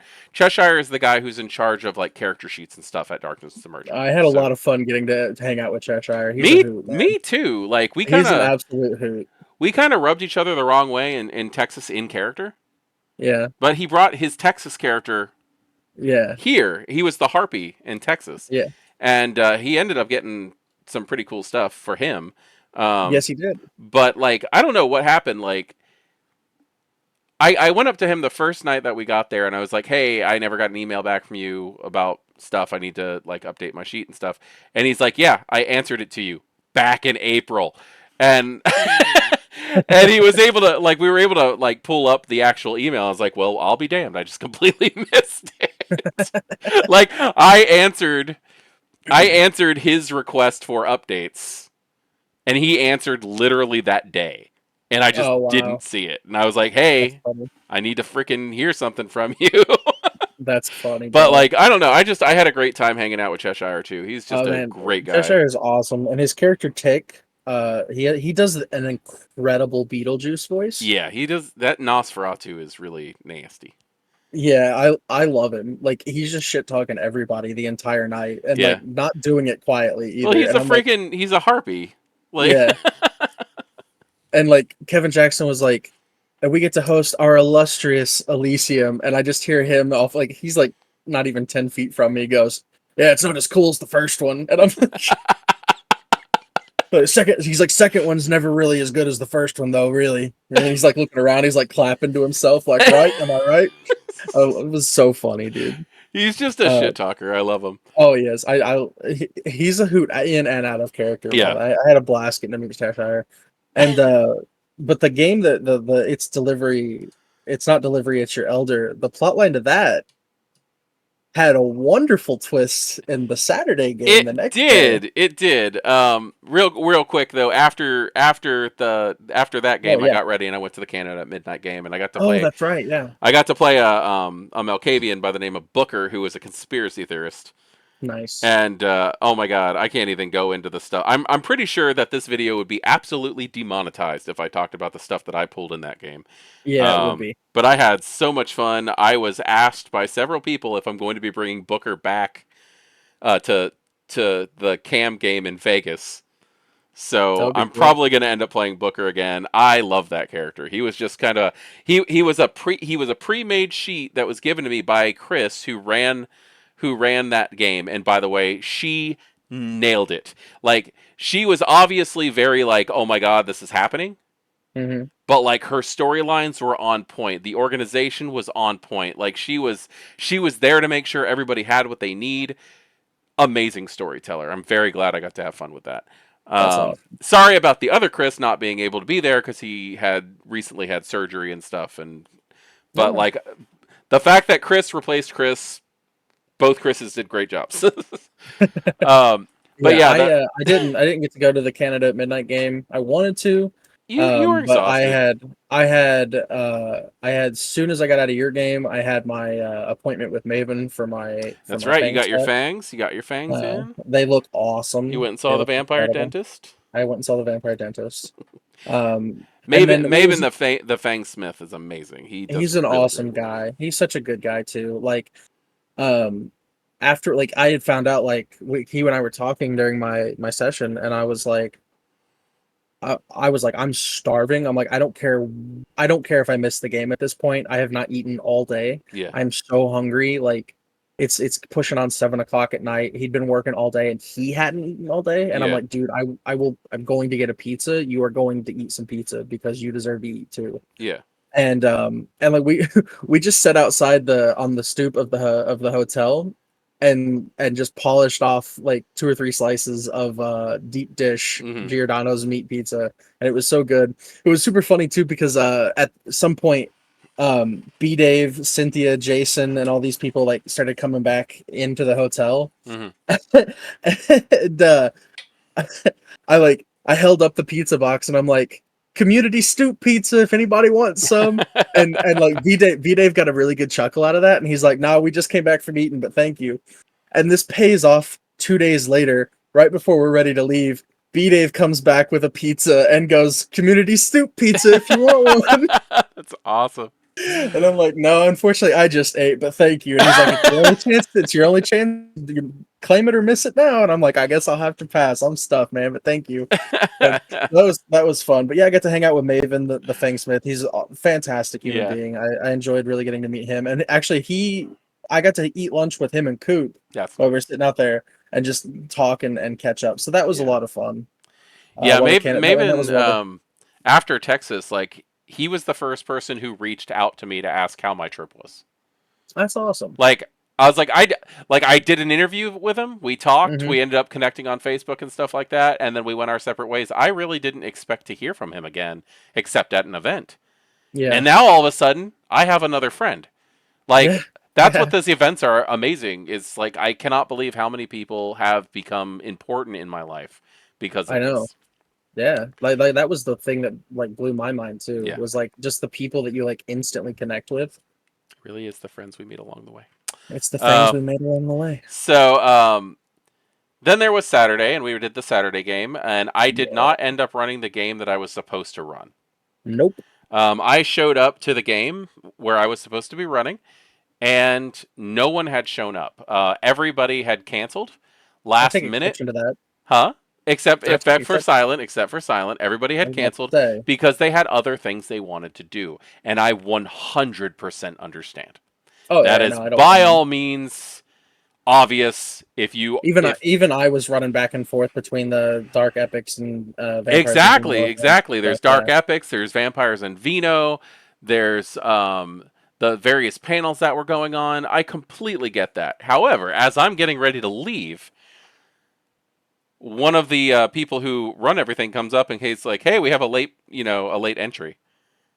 And I'm like, Oh "All right, really? let's do it." And it was just one person, and I was like, "Okay, this So, is gonna be cool. This is Sin, yeah, the other a different sin a than the one I different mentioned Sin. earlier. Yeah, She's fun. Oh my god, I she's had so fun. much She's a fun with hoot her. too. Yeah, she's a pretty fun Oh person. my god.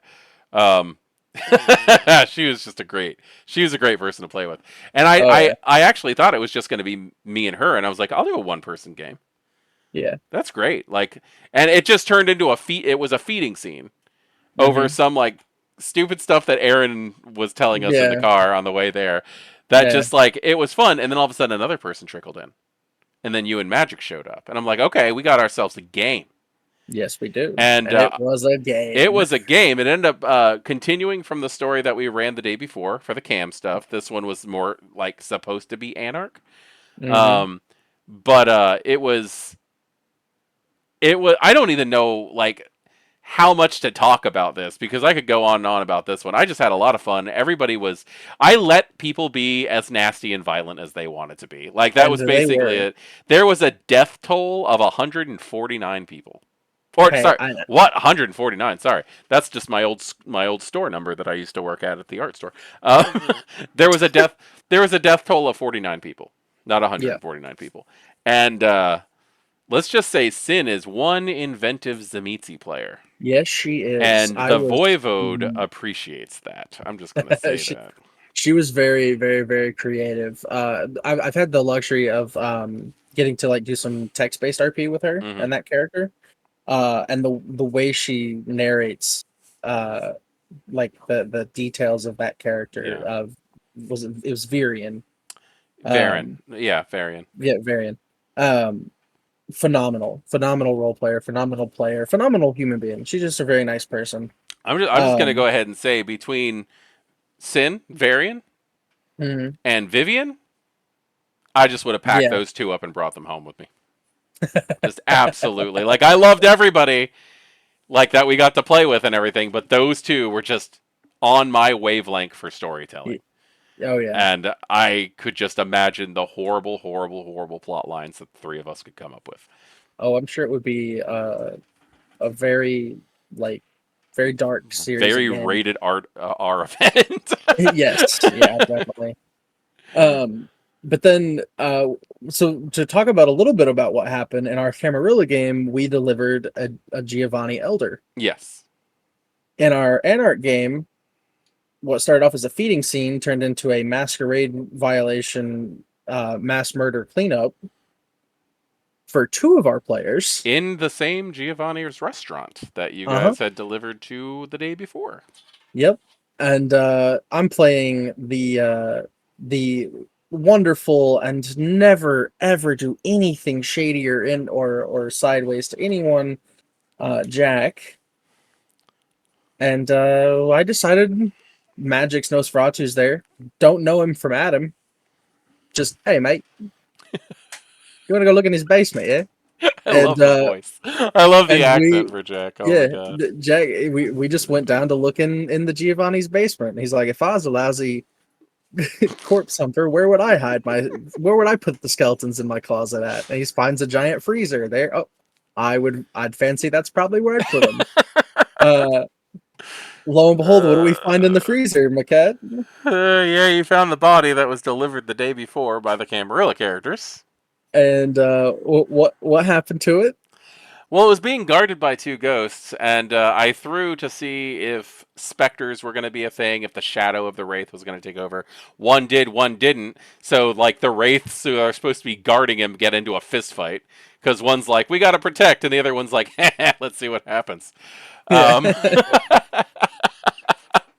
and you end up stealing the damn body. I did. I stole. I didn't actually do anything. Thank you very You much. I talked. didn't. You talked the freaking Nosferatu into doing it. Thank you, Magic, for being so patient with us. Magic was awesome. Shout Magic, out to Magic. Shout out Matt. to Daedalus, the Nosferatu. You are forever my homie. Also, I'm sorry I turned you into Dominic.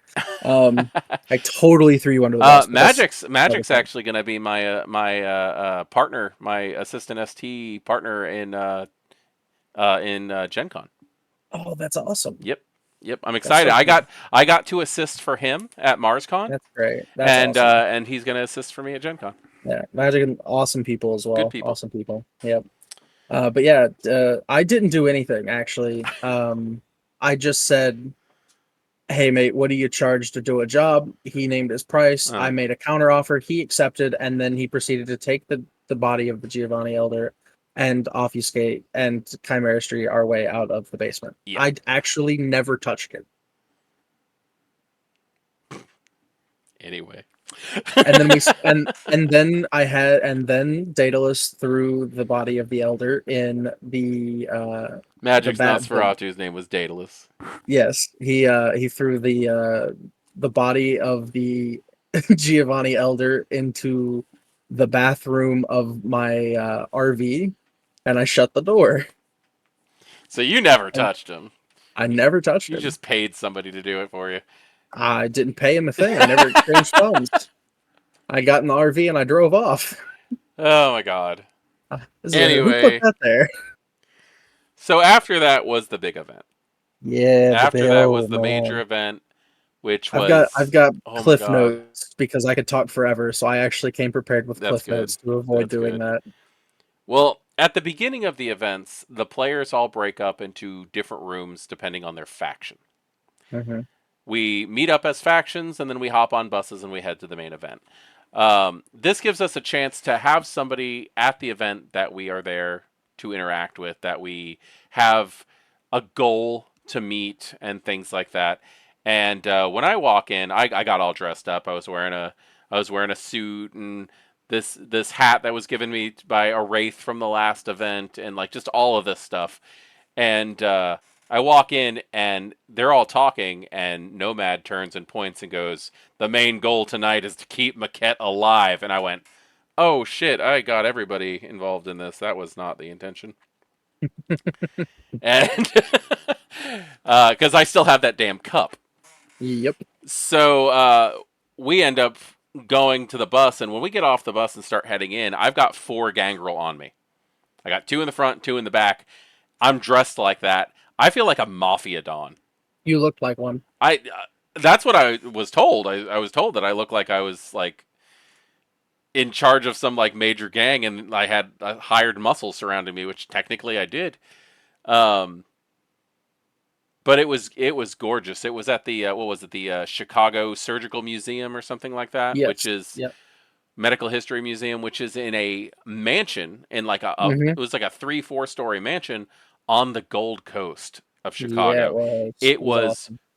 gorgeous, and it Hmm. was massive, and there was a throne room, and there was a statue room, and there was like A library boardrooms and a library and just all of this stuff, and it was so much. It was and, so incredibly and the huge. room with the iron lung. Yeah, there was an iron lung there. There's a bunch of like Remember, old outdated medical equipment. remember There's that room because it will be important in my story later. I mean, I really don't know how much detail to put into this, what happened. Uh, It was incredible. I mean, the main story that they were going with was the La the Sombra Lasombra. after the secret, or not after the Hmm. secret, after the sacrifice in the Chicago book, Hmm. were trying to change Prince Kevin Jackson's decree of having to wait 50 years before they were allowed to have cam like Seats. structure status. Hmm. And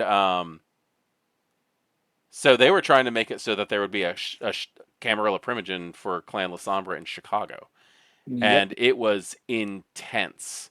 we had these little red beads that there was a vase, and the idea was like if they could fill it to overflowing, like by vote, Hmm. then it would be like a yes, because Prince Kevin Jackson doesn't make choices for himself.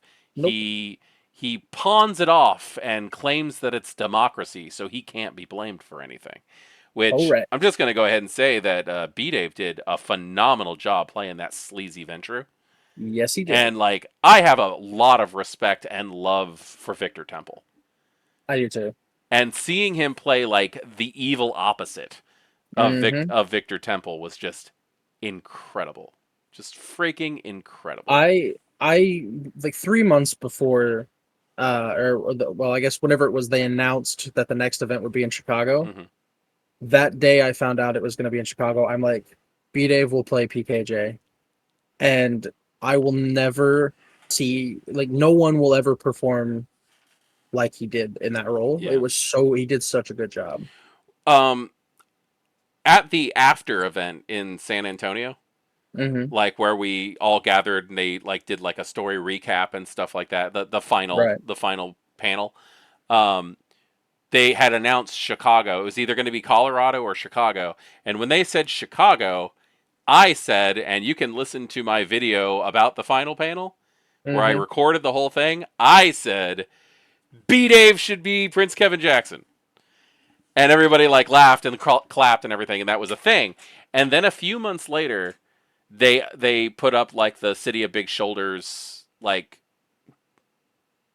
art decal, whatever the hell you want to call it, symbol up on By Night Studios Facebook page, and I typed in B. Dave Walters, Prince Kevin Jackson, like that, like that's like I think it was like the first comment under the picture, Hmm. and I got so many messages, email, Discord, Facebook, just any way that they could. By Night Studios going, take that down. No one's supposed to know yet. And I was like, I was just voting. And like, I didn't think you guys were actually doing that. But like Daphne, like freaking, like she's like, yeah, you got to take that down right now. Like, That's I was hilarious. like, oh wow, okay, I'm excited. I know something that nobody else knows. But like, it wasn't something that they told me. It wasn't anything. I literally was kidding. Yeah, But it no. was also something I really wanted to see. So I'm really You glad did, I saw and it. you never told me. You knew when I made the Yeah, the prediction. You knew the truth already. I knew the truth already. You didn't, and you hadn't told me the truth, and you never did clarify until it was like officially announced that you had Yeah. already known it.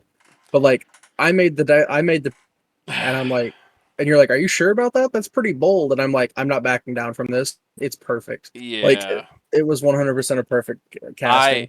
I holding that in was so hard because like I mean, you played it off because I didn't know. I had said that in Texas, and I was like, yes, it's happening. I'm so happy. Well, you never told me. You kept it a pretty good secret, but I knew that if I had told one person, I was gonna end up blabbing to everybody. yeah. So I was trying to be good. So if you're not really sure what to go over for your night of I'm the really final not. event, I mean, I have a list of bullet points kind go of for here. it. Go for it. That'll All right. probably help us. Yeah, if you need clarification on something, if I don't describe something well enough, Hmm. feel free to pause me and I'll try to keep I'll make it a brief description. Yeah. All right. So, first event, I'm seen as a caitiff before the court. Hmm. This second event, not Elysium. I'm in Yeah. danger. He said, like Prince, like as soon as we started, Kevin Jackson said, "This is not Elysium," and the reason he said that this was not Elysium is because not There only were were there Camarilla and anarchs and autarchists there were werewolves and that had Fae and and mages. fae that were all invited and mages. Yes, we'll get to those damn mages. Hmm. So I do what only I feel like I have the ability to do. I gamble, Hmm. and I gambled right most of the night. So, leading up to this moment, I have information on who is coming to apply pressure for you against the Iron Horseman Yes. for the Chalice. Before the faction meeting started, Waylon finds me because I had made a proposition to him earlier in the weekend. Mm-hmm. For a major boon, I would tell him the identity, the faction, and the means by which they sought to achieve it. I mean, So the he come faction was announced. no, the faction who was coming after you guys. Oh, okay. Yeah. So he comes up to me and goes, I believe you have some information for me. And I said, I believe you have a boon. He said, it's already been transferred. I said, fantastic. Here it is. It's this character, it's this faction, and it's this, and this is the means by which they intend to do it. And as a freebie, tell your faction leader that if he wants, I'll feed them misinformation for another favor. Mm-hmm. He said, all right, I'll pass it on. So he passes it on. Nomad finds me at the event and goes, you had something for me? And I said, I'm willing to I said, I assume Waylon already told you everything. He said, yeah, he did. I said, okay. I will tell them you have the chalice because I know you don't. I didn't tell him how I knew. I just told him, I know you don't have it. Yeah, because I'll tell them our that you characters had do. already been talking about that. I Right. already had it. Yeah. I said, I know that you don't have the chalice. I'll tell the people who are interested that you're the one carrying it. And if they come after you, you're going to be you're one of the oldest in the group. You'll be most likely to defend yourself, right? And he said, yeah. I said, okay. So I had also in this time figured out that there was a leak in the digital collective spilling information to one of the other factions. Yeah. So, like any good vampire, I go up to the very dangerous people wanting information from me they had prompted me with a favor to get them the information of who had the chalice. So I told them the wrong person, and I told them the wrong means by which they were protecting said person, throwing the digital collective leak under the bus as a cohort to Nomad, who had supposedly had this chalice. Mm-hmm. Complete and total utter BS. I fed them.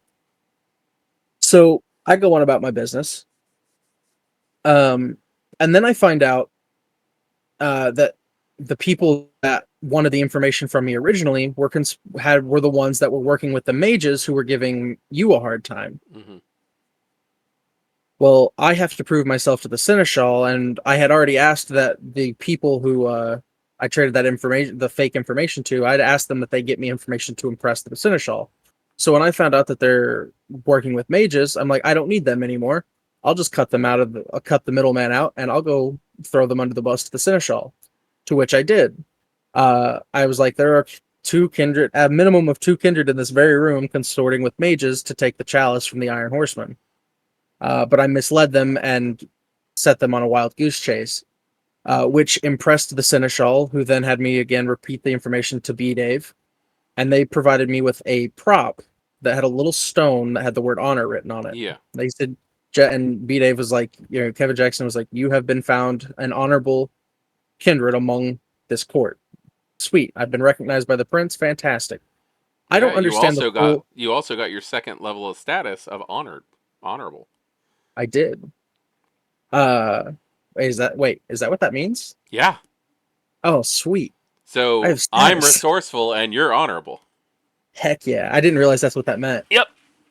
That is awesome. So Prince gave you a moniker. That's status. Heck yeah. That's dope. So I'm going around. I don't understand the full gravity of what this prop is necessarily, but the Seneschal Corgan tried to give me a hint, and I completely dropped the ball on registering what it was.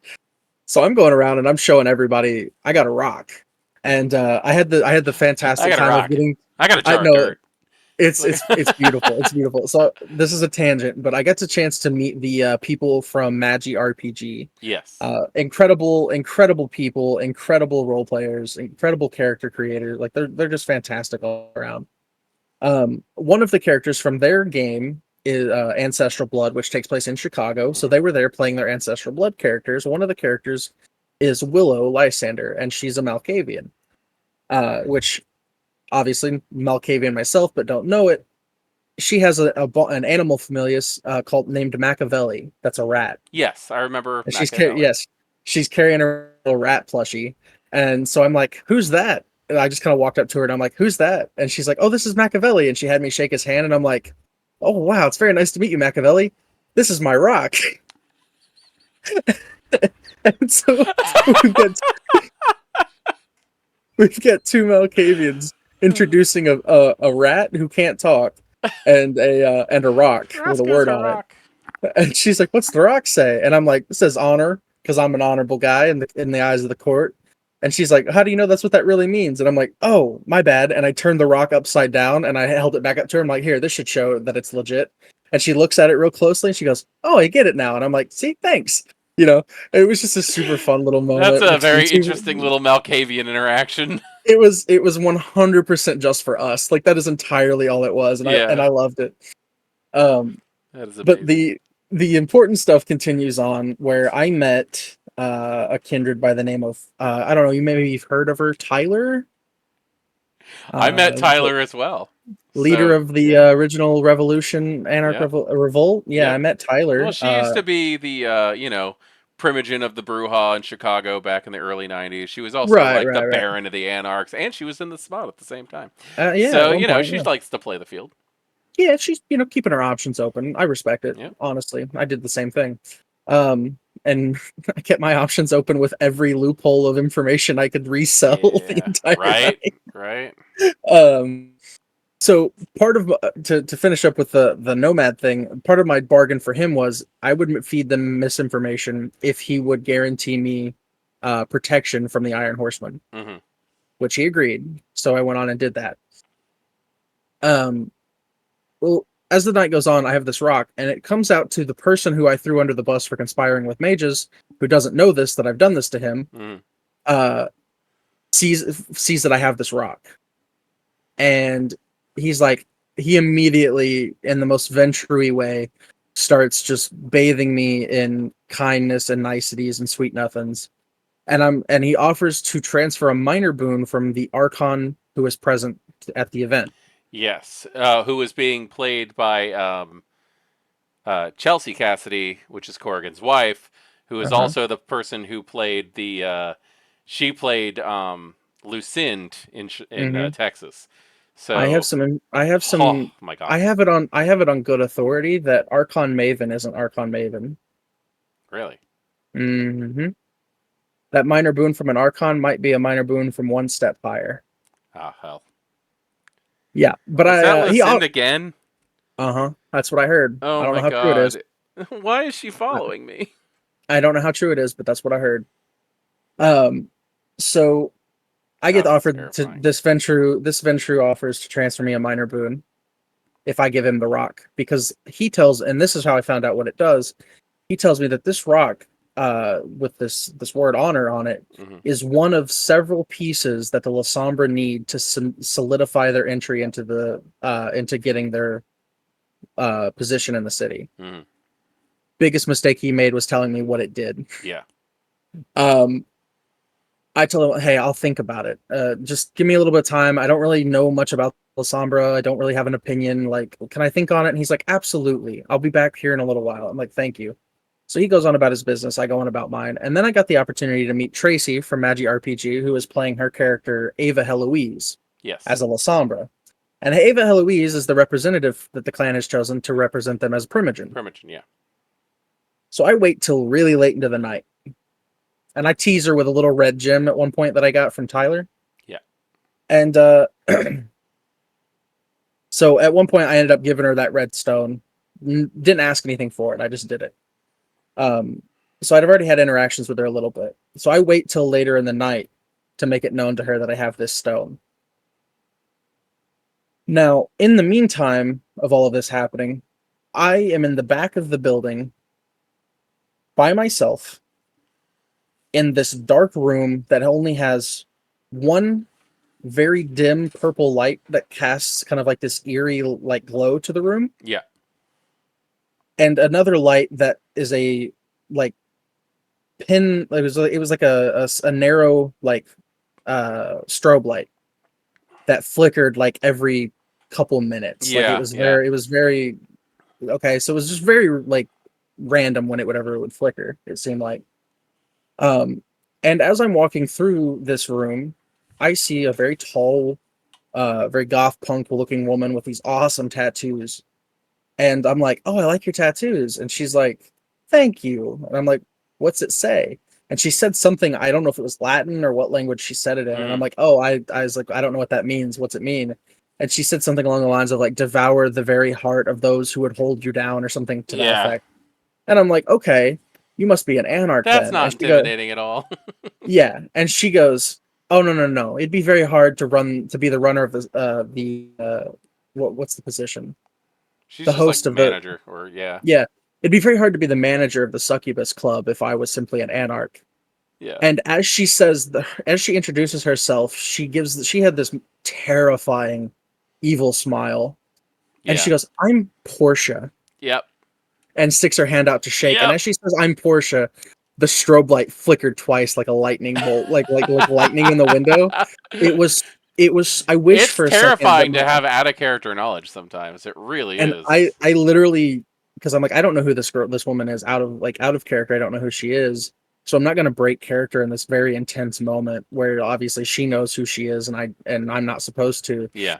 So I'm like choking it back. But if you remember the very first night we were in Chicago, I'm like, I don't know what it is, but I don't like the Toreador. That was Yeah. me making a joke about Portia, right?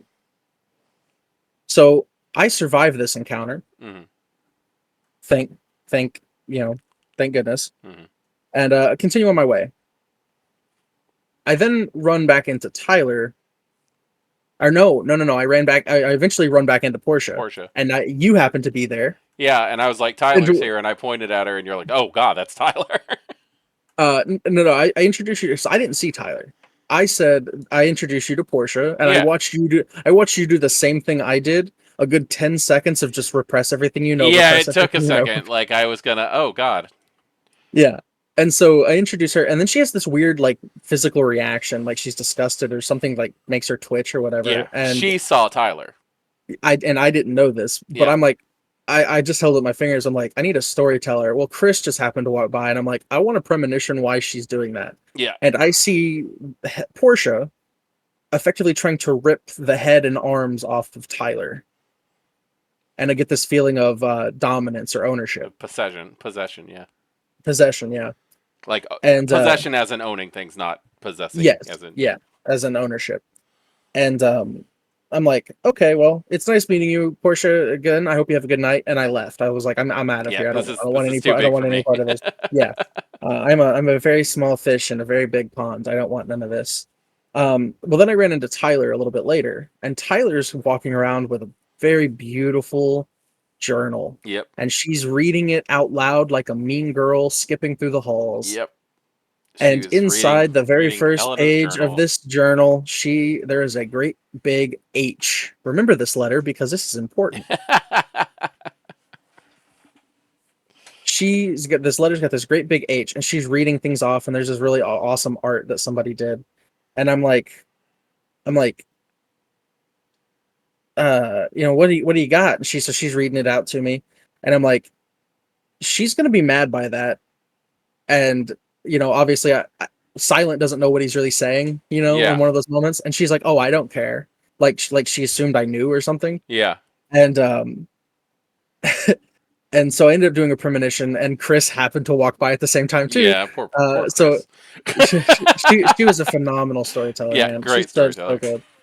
Um, and I see Tyler staking someone and then turning to ash, Hmm. which I guess happened at the event. I didn't know.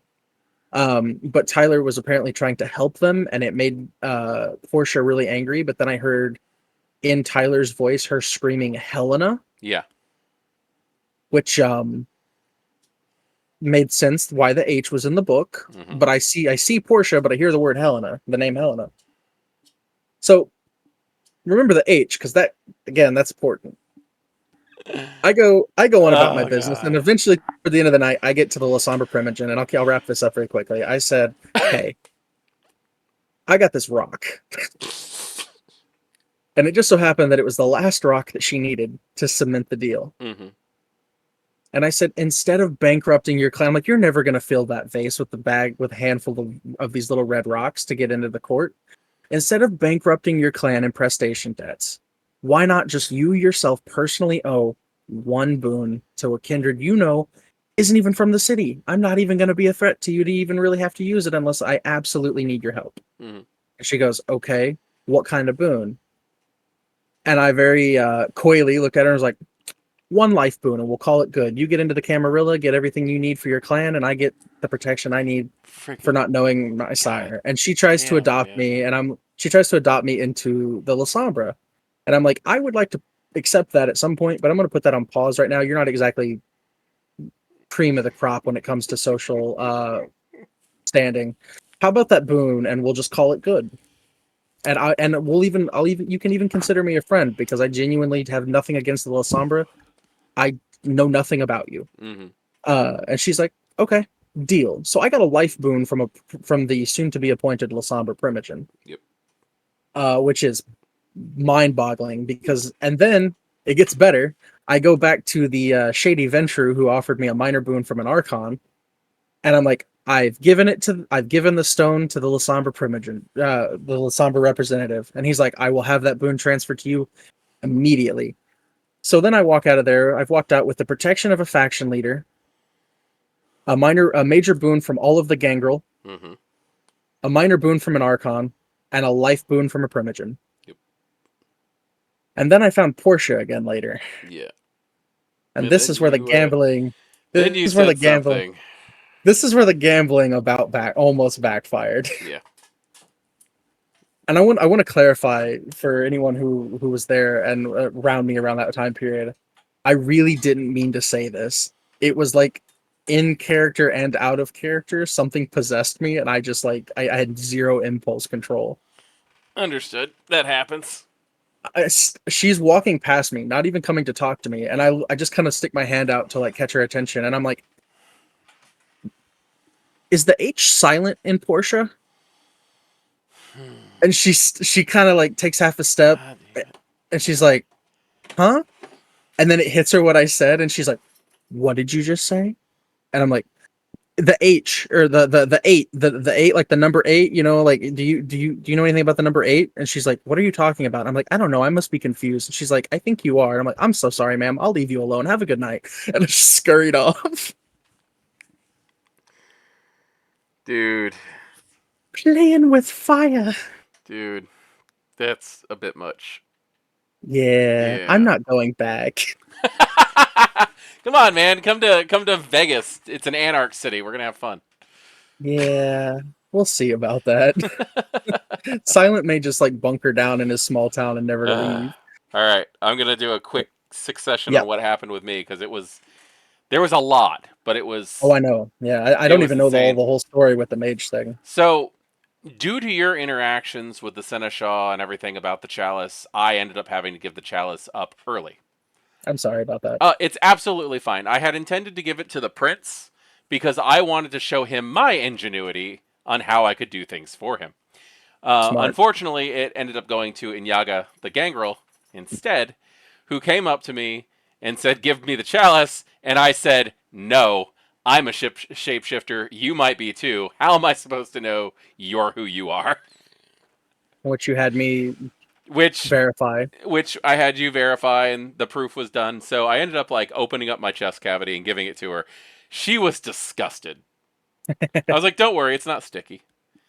And but like the look on her face when I was acting it out, because I actually started like unbuttoning my shirt and put like, she's like, "What is happening?" I was like, "Don't worry, it's not magic, Mike." Um, but I gave her that, and at that point in time, all the gangrel went, "Well, you don't need us anymore," and left. So Yeah. I lost my bodyguards, Uh-oh. while I still had a Lasombra out to get me Mm. and mages out to get me. Apparently, the Lasombra was working with the mages. Yeah, that's why I threw them under the bus to get the Seneschal in the prince's favor. So, what ended up happening with that was I ran into the Lasombra that wanted to talk to me. It was not the Primogen, but it was one of them who had a It was a higher station. sheriff. It was a sheriff from another city. Oh, okay. She was the sheriff from the other city. Yeah. Hmm. So she comes up to me and she says she wants to talk to me. She's like, "I'll talk to you in 15 minutes," disappears, and I don't see her for like 2 hours. Yeah, that happened a lot. I'm getting pissed. I'm getting very angry because my time is being wasted at this point in time. I have other things that I want to do, which is not true. I didn't have anything to do. I just wanted to walk around and look at shit. Which I was walking around and looking at shit. At one point in time, somebody came up and asked me if I was a Lasombra, Mm. And I was like, seriously, I don't know why. It's dumb, it's petty, but it's my favorite thing that I got to say the entire time I was there. They're like, "Are you a Lasombra?" And I went, "No, I'm punctual." And I just walked off. The cattiness that Maquette is capable of. It was just so fun. At some point in time, because I just walked around, I talked to people, I enjoyed myself. I had a glass of wine. It was very nice. I had a very pleasant time. I I did too. interacted with Sin's character, Oh, who I nice. think was a Hikata. I'm not 100% sure. I don't know for certain. I don't know. I had a really good time interacting with everybody that I talked to. I talked to Tyler for a little while, which was Hmm. aggravating the shit out of her because I kept calling her Patricia. Um, and I talked to Portia a little bit. Then I had to go to the bathroom really really bad, and the bathroom was on the third floor. Oh, wow. So I walked upstairs, and apparently the mages were all waiting for me upstairs. So I'm like, "Are you guys camping by the bathroom trying to get me? That's not cool."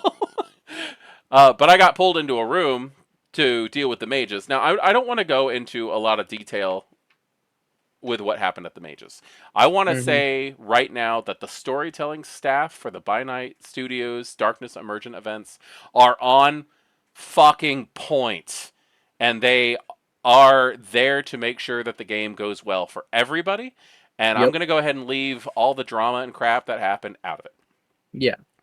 Narrative only. But, but, in character, what happened was I was pulled into a room with mages. They told me to sit on the floor. I told them they could fuck themselves. I sat down in a chair. They pulled out a apparent live feed of my vehicle and said that they were going to that it was rigged with explosives and they were going to blow it up.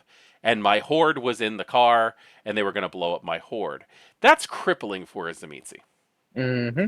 Now, that's also where I started laughing in their face because I said, I'm wearing my horde. My entire horde is on me right now. Because I have literally been, like, when I started playing this character myself, I did not have a horde at all. I had talked to Jimmy, the head ST, uh, over like Facebook Messenger and stuff like that, and I said, "Hey, is it okay if like I develop my horde as the character grows?" Because he's newly embraced, and I got the approval on that. And I actually have quite a significant horde at this point in time, but it's all wearable. Yeah. I got this set of like Buddhist bracelets while I was out with my friend Aaron, who's playing a gangrel, who's also one of the storytellers for Darkness Emergent. That's part of my horde. The ring that I wear, part of my horde. I had the hat that was given to me by a wraith during the Texas event, part of my horde. Like I have a good number of horde items, but they're all wearable. Yeah. And I showed up wearing all of my horde, and I was like, "Do you think I sleep in my car?" Because I have to sleep with that stuff. And they started to attack me. In which case, I called a storyteller in, and I retaliated by activating horrid form for the very first time and threatening to bite their head off. As you Um, should. they did not really expect that because where they thought they would be safe, I said mages are still human and squishy, and I will deal with the acid trip later. At which point in time, we'll just go ahead and say that the mages all like got terrified and ran away. Yep. That's the So canon. That's what that is the canon canon. That canonically. is what happened. I got a storyteller fist bump out of it to secure that in stone. And basically, what happened is I got attacked by mages. I went horrid form, and they ran away. So Maquette terrified mages in Chicago, which was fun. I did not see them again for the rest of the event. Like out of character, I saw the players and stuff, and Sure. I feel like I handled that fairly well. But Yeah, I thought you handled it well. these mages were after me because in the Texas event, I screwed them out of a lot of money, and these mages were like the higher up employer, like the employers of the mages that I had screwed over in Texas. Hmm. Um, but yeah, I had a great time. I enjoyed talking to everybody. Eventually, I think right as they were calling post the end of the event. I don't know if anybody else does this. I call it post when we end the game, and I say like we do pre gaming and then we do post gaming.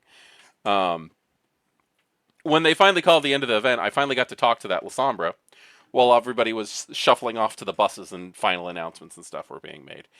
And I explained to them everything that happened with the mages, which Mm-hmm. they apologized for their involvement of. Nice. Um, I was approached by a very kindly, beautiful Salubri who presented me a uh, a beautiful table runner from the AIDS ministries because in and out of character I have done work with Yep. them Yep. for the channel, which impressed them again also in and out of character. Yeah. Like we all had to stop and like I was crying a little bit. Like I did not expect to be given such a beautiful, thoughtful Yeah. um, That's awesome. gift, and it was signed by everybody and everything. Like it was incredible. Um, but I had actually gotten a hold of a whole bunch of um, those little red stones, Mm-hmm. and the Lasombra tried to muscle me in for a boon. Mm-hmm. They're like, "Oh, we'll back you in all of your endeavors, and if you owe us a boon." And I said, "That boon's already paid for because I just put a whole bunch of stones in that vase." And they accepted that. There you So go. now I've got friends with Clan Lasombra. Hey, me too. I got friends with Clan Salubri. I can't find oh that one yet. oh my god, it was insanity. Like that whole event was just nuts. At one point in time, Corrigan's Seneschal was again at my throat. Mm-hmm. Like it was just such a fun event. I I had a will blast. say there is one thing that I forgot. On the first night with the Meet the Prince thing, Yeah. I somehow, you know how the elevator system was at the hotel. Oh yeah. I somehow ended up on the elevator after the Meet the Prince thing with the head storyteller, just us. Nice. And as he pushes the button to go upstairs, he whips around and goes, "Any more curveballs you want to fucking throw at me?"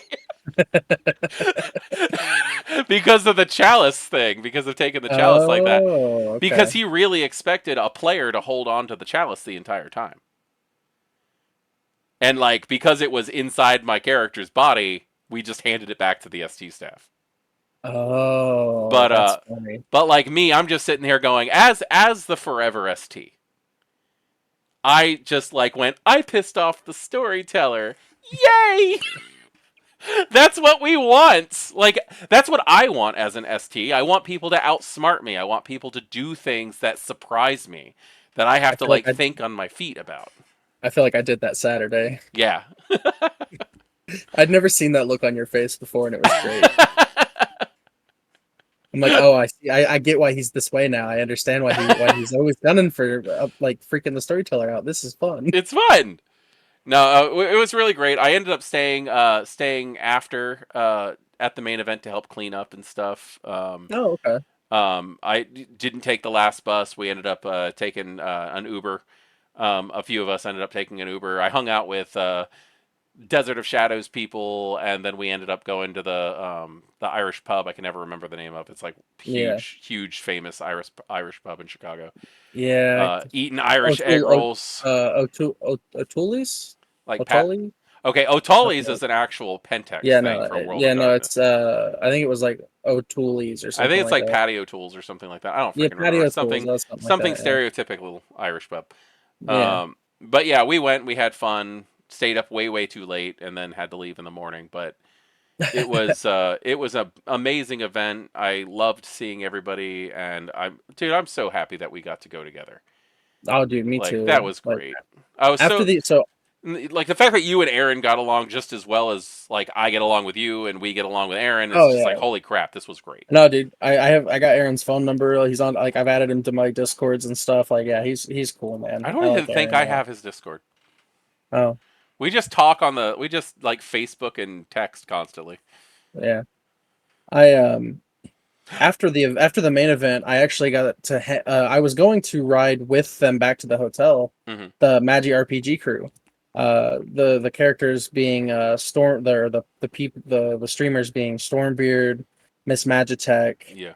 Momo B, Helvetica Cat, and some others that were just awesome, incredible people. But the Uber filled up really full, so I ended up getting on the first bus and riding back, and I ended up hanging out with them the rest of the of that Yeah. night, and just we just like hung out in a private little group on the third floor, just like chilling. Cheshire came and hung out with us. Very cool. And we just everybody just talked and had a good time, man. And they're incredible people. Shout out to Mage RPG. Go check them out. They're Yeah. really great. Their Ancestral Blood story is really good. And shout out to I guess now they're Pod by Night Yeah. with Josh from Strange Adventures, Hmm. Mathis from Mathis Games, and all those guys, and Yeah, I gotta Bub, talk to all those Josh. guys. Yeah, Like, I gotta get on, like, make some contacts with that yeah. man. He's I awesome. I recently actually made some contact with him, so yeah, Um, he's a pretty cool guy. I was But gonna yeah, say, like, yeah, I kind of just wanted to let you do your thing, like you and Aaron, like just let you yeah, guys do your thing on the last night, because I was like, we're gonna have so much time in the hmm car, and like we're gonna have things to talk about, oh yeah, and we did and too. we did. That ride back was so much fun. Yeah. Oh God, on the way up, I also got to eat dinner in Golconda, Illinois, which was freaking Oh awesome. That yeah, made me happy. he found everybody. It's here. Maquette found Golconda. I had a good chop steak in a Golconda. Uh, I just because I don't think it's necessary, but just because of some of the stuff that did happen at the event, Mhm. that wasn't exactly above board. Uh, for the canon of Maquette and Silent in Darkness Emergent, this video does not exist. Yeah, no, this is not an in character thing. This is an out of character So, thing. like, if you're like one of the digital collective who are keeping up on the channel, this one doesn't count. They don't watch the videos, they just count the numbers. That's They fair. look how many videos I have and they count that as a freaking masquerade violations. Yeah, I that's fine. really I actually wanted to make a playlist, but I'm so busy. I have so much work to do right now. But Tell me about it. I've been wanting to make a playlist since November of last year of in character videos. I want to do like the Hmm. videos that I do, but for Black Dog games, because Yeah. there's a whole bunch of information about the games that are in the game setting, Hmm. and like to the point where you could probably even play them. I think they actually released playable versions of like Revenant the Hidden and That's like funny. Shifter the Ravaging and whatever the hell the names are called. But like That's hilarious. I want to set aside a here's my in character stuff. I just haven't had a chance to do it. Yeah. I mean, I'm Life's I'm too I busy am right now. exactly I'm exactly a year behind at this point of the Thicker Than Water uploads. You're getting there. Like the last video that I did was talking about how I'm prepping to go to Gen Con. Oh my And god. now I'm prepping to go to Gen Con. Dang. Oh my god. Anyway, I mean, I think that's pretty much like, I mean, obviously that's not all that happened. There was so No, much those are more. There just was so it's many just the minute details about the locations that we got to play, the storylines that happened, the people that we got yeah. to meet, the gorgeous costuming. Oh Oh my my god. god, Yeah. Cynthia Marie as that changeling at the main night at the main event. Yeah, that was cool. Holy crap, the Fae were gorgeous. Oh, Like, all the Fae that were running around in there, like where it was so much fun. Their costumes were. I had what there was one. She was like a white bat. hmm And she's her name Vesper, and she's like, "I'm a Nosferatu," and I'm like, "Oh, cool. I don't know what I am." no, you're not. Like, Oh my god, I had so much fun, and I can't even start to show my appreciation for the beautiful people that are part of this community that I got to interact with in person. honestly, I just, it and if I don't even yeah, like know. if there's anyone that I missed, it's not because it wasn't a memorable moment. Like there was just so many things that I enjoyed Yeah, while I was there, and if if I missed anybody who listens to this later, like please don't take it as I just forgot. Like yeah, there's just a lot of stuff that happened, and it was so much fun. And I think I've got most of the people that I've met, yeah. I mean, kind of there's all in a little group also chat now. we So we also have like little moments that we don't want to share, true, yeah, because yeah, like they were just personally funny to us that really wouldn't make any sense to anybody else.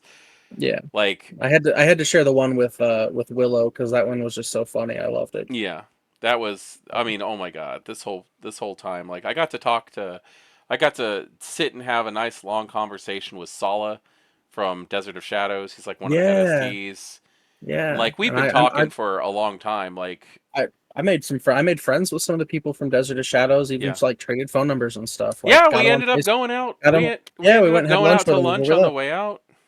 and made friends with them. Got them on Facebook and stuff. All incredible people as well. Yeah, Fantastic people. Yeah, it was just an all around phenomenal experience that yeah. if you're so that was my first LARP, and I know there were a lot of people who were super critical of it at the end, toward the end of the event, but There's always going to be people who are going to be super critical over those events, yeah, but like they are seriously events that you will not forget. yeah, That no, was like incredible. I don't, I don't regret like any of it. Like it was as my first time going, like you who've got years of experience with it, and me being my first one. I have years of experience of troop games. Yeah, You know, like I played in the street or like in clubs and stuff like that with people who yeah, were just playing. It wasn't massively organized. It was a weekly thing. It was fun.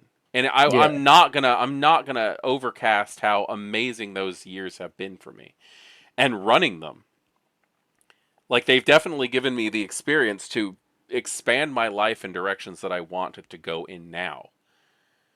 But like there is something different about going to like a majorly sponsored festival like event yeah. Like a like we convention went style to, LARP. Yeah, cuz that it was was incredible. insane. And I like it's just nuts. yeah, like first time ever going, I was super nervous. But like as soon as I got there, it was like I mean, I even told you like the whole event, like it did good things for me as a person. Hmm. Like I'm not as like I found more people that I get along with and who are more on the same wavelength as me. And so like that the hell really helped me kind of like come out of the shell that I have, a little bit of that anxiety and depression Yeah. shell Oh that I yeah. found out I was still kind of holding on to. Like it helped me kind of come out of that.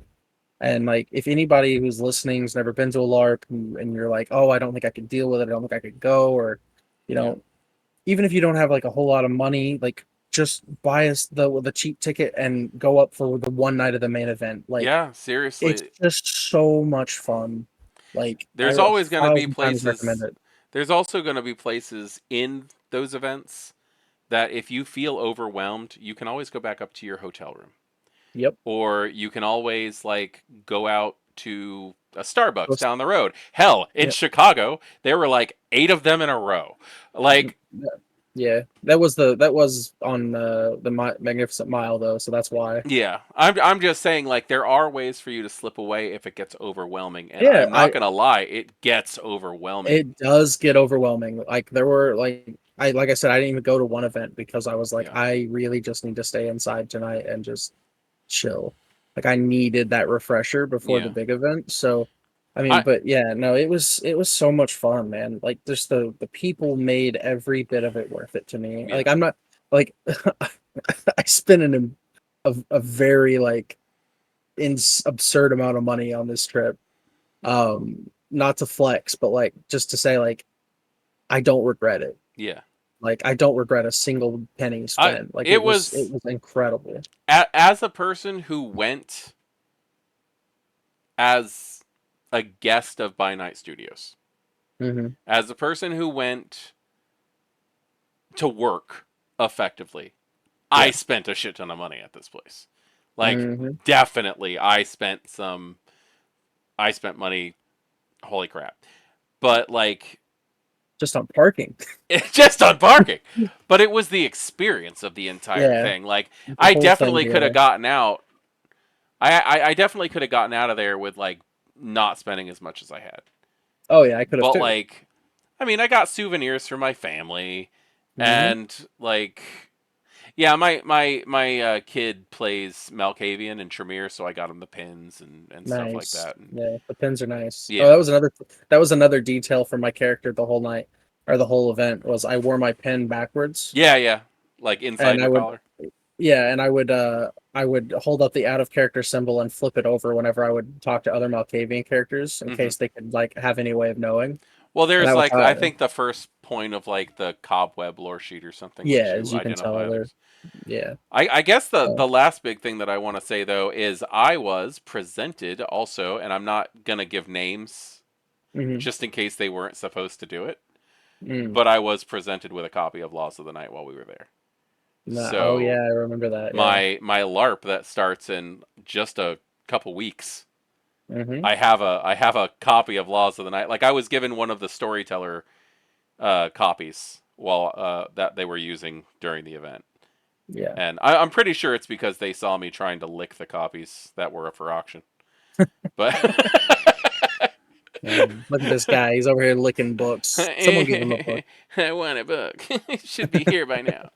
Um, but no, it was such a great time hanging out with, like, I got to hang out with Daphne, and I got to hang out with Giuseppe, and I got to hang out with you, and I got to hang out with Aaron. It was just freaking amazing. I had so much Oh fun. yeah. There's so many Jason and awesome. DJ and JD and DJ and Carol and Oh, freaking I almost Christian and oh my god. I almost forgot a highlight for What? me. I've got it sitting right here.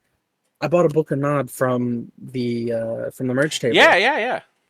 I got inside the front cover. I have one Oh yeah, this is awesome. Like, dude, if you one can send me photos so I can put it in the video. okay. I got one fanged smile signed by one Jason Carl, Darkness Emergent 2024. That's awesome. Uh Scroll into the book into the chronicle of I believe it is Shadows where you get the clans You have to tell antediluvian him. You words. have to say why this happened. Okay.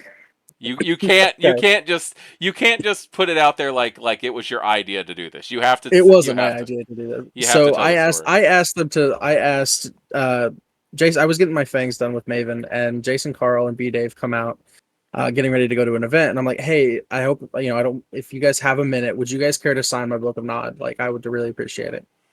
And Jason, he's a proper gentleman, pulls out a thing of pens and sharpies out of his Yeah, well, he's jacket. used to it. I mean, Yeah.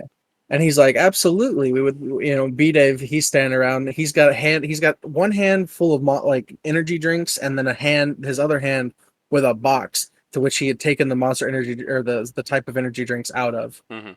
And so his hands are full. So Jason very kindly signs the inside of the front cover, which is where I expected like all of them to sign, right?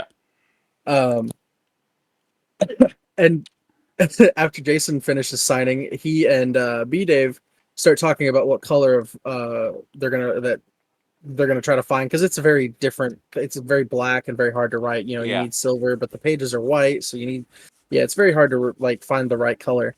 And so B Dave goes, hold on a minute, I know exactly where I'm consigning this thing. And he goes and sets his stuff down. He comes back. Jason hands him the marker, and I'm like, "Are you not signing it on the front cover?" And he's like, "Absolutely not." And I'm like, "I know where you're going. Give it here." And I flip to the page of Ventru to Fridge's his words to their child, children. the words of Ventru to his childer, and he signed it. The truth shall set you free. Signed BDW for B. Dave Walters, BVT for Baron Victor Temple, Yep. and PKJ for Prince Kevin Jackson. Uh, That's and that so was awesome. so cool. And then later on, I found Cynthia, and she was again very sweet. She signed it. Stay beautiful and smell the roses, Cynthia Hmm. Marie, on the Toreador page. And she asked me if I wanted her to sign it like Toreador for Nelly or La Sombra for Coco, and I was like, just sign it wherever you want to. I'd be happy. Just it doesn't matter to me. So she signed it on the Toreador page, You know, I and would have asked her to sign for the gangrel that she played in the one shot that Huddy ran. Oh oh, my god, I yeah, love that character. I forgot Like all about that. I love Nelly G, I love Coco, but that gangrel character just freaking hits hard. I love I'm that like, character so I'm like, much. I love Coco. She's such a spicy character, but I'm like, I've got years of memories of watching Nelly, and I'm Yeah. like, I guess just sign on the Toreador. Like, That's fine with me. And plus, it's funny because it's Toreador and then Venture, so you open it to that page, and Yeah. it's got Cynthia and B Dave's signatures That on is this. awesome. I might steal that from you, by the way. Not the book, just the idea Uh, of using the Book of Nod as a as an autographed book. oh, 100. Yeah, no, I. That's why I bought it. That's I was like, amazing. I bought it because my Banu Hakim Matthew is a nodist, and Yeah. because I wanted something for people to sign. So, I got to sign. I had to sign autographs that's in awesome. Chicago. I'd never done that before. Like I didn't even think anybody would want that, but like people had me signing their character sheets. Oh, that's cool. That's so fucking cool. Sorry. that's that's so cool. And then also I did like a greeting video for somebody who couldn't come. Yeah. Like one of the members of Desert of Shadows, they're like, "Hey, they're a big fan. Can you like Oh, say a little something?" I was like, "This is awesome." Like I got some very humbling celebrity treatment while I was there. It was yeah. fun.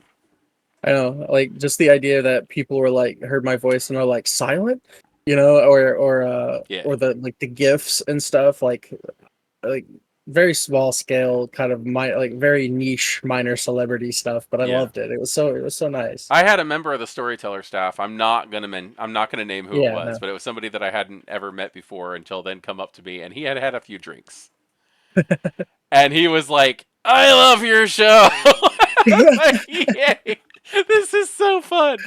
That's awesome, man. That is awesome. Okay, Yeah. we Oh, were.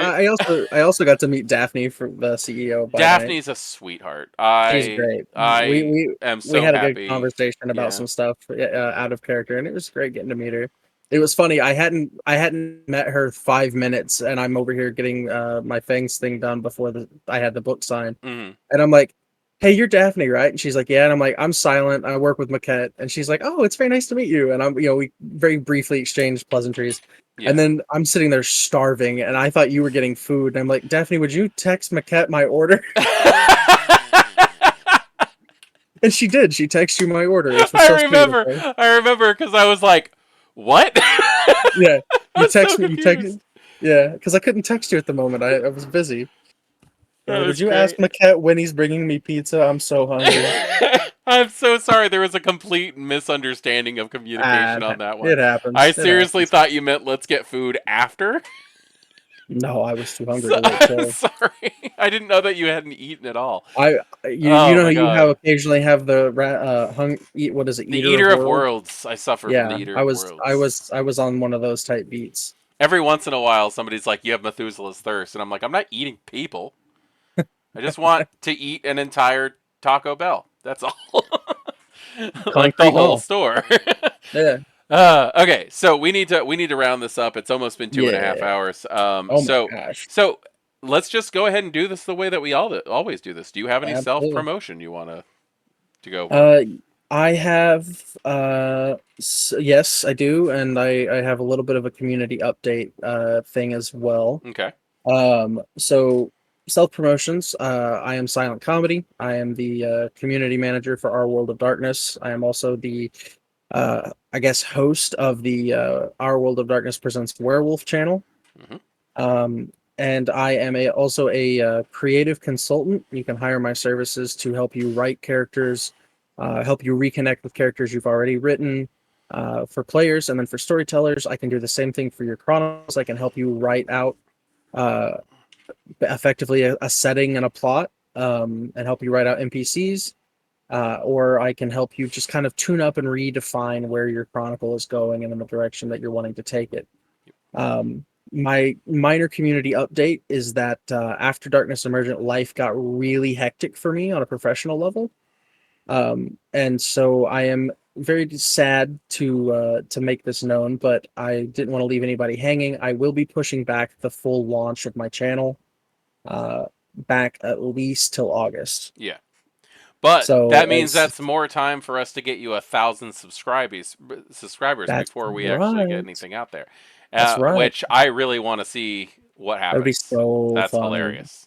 Get me 1,000 subs, or yeah, subs before I even post a single video, and Right. I tell you what, if that happens, I will give the entire I will give every subscriber effectively free Patreon benefits for a month if you all get me to 1,000 before I post a video, because That's that would that's pretty sweet. be.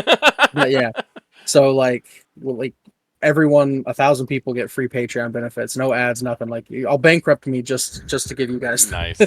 those benefits if you do it. That would be so funny. Okay. But yeah, that's pretty much it for me. I've rambled on like a madman. I'm sleepy and I'm hungry. Yeah, What it's getting late actually. Yeah. But anyway, my turn. I am voivodemekhet. Um, I I guess I'm just gonna go ahead and start calling myself the founder of our World of Darkness. Love I that. run our World of Darkness presents Vampire the Masquerade now. It's specific, and I also have Discord stuff where you can actually sign up for Discord and join one of our chronicles. And the chronicles now have the added benefit of being run once, twice, thrice, and even 4 times a month if you want to sign up for that kind Madness. of crazy stuff. I personally would love to have weekly games over monthly games. So, like, yeah, you guys can see the Yeah. kind of crazy stuff that I like to run people through. Um, but it's all been switched over. I think I need to add some more benefits to people on my uh, on the Patreon. But other than that, it's ready to go and set to get Chronicles going. I'm currently running multiple games, including some Dark Age games. And I guess I want to go ahead and put this out there because I want it to happen. This is me willing this into the universe. I want to start a highly adult chronicle. I already have the story and everything in mind on how I want to do it. If you are into darker stuff, this is a I'm just gonna go ahead and say it. It is a no. As much as I respect the system, it is a no lines and veil chronicle that I plan on doing, called Morning Gate, which is going to be a crossover storyline between Vampire the Masquerade and Lovecraftian cosmic horror.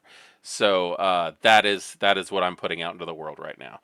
And it is to my knowledge, it is kind of on the next, like, it's kind of a new thing of like virtual LARP that I've been designing.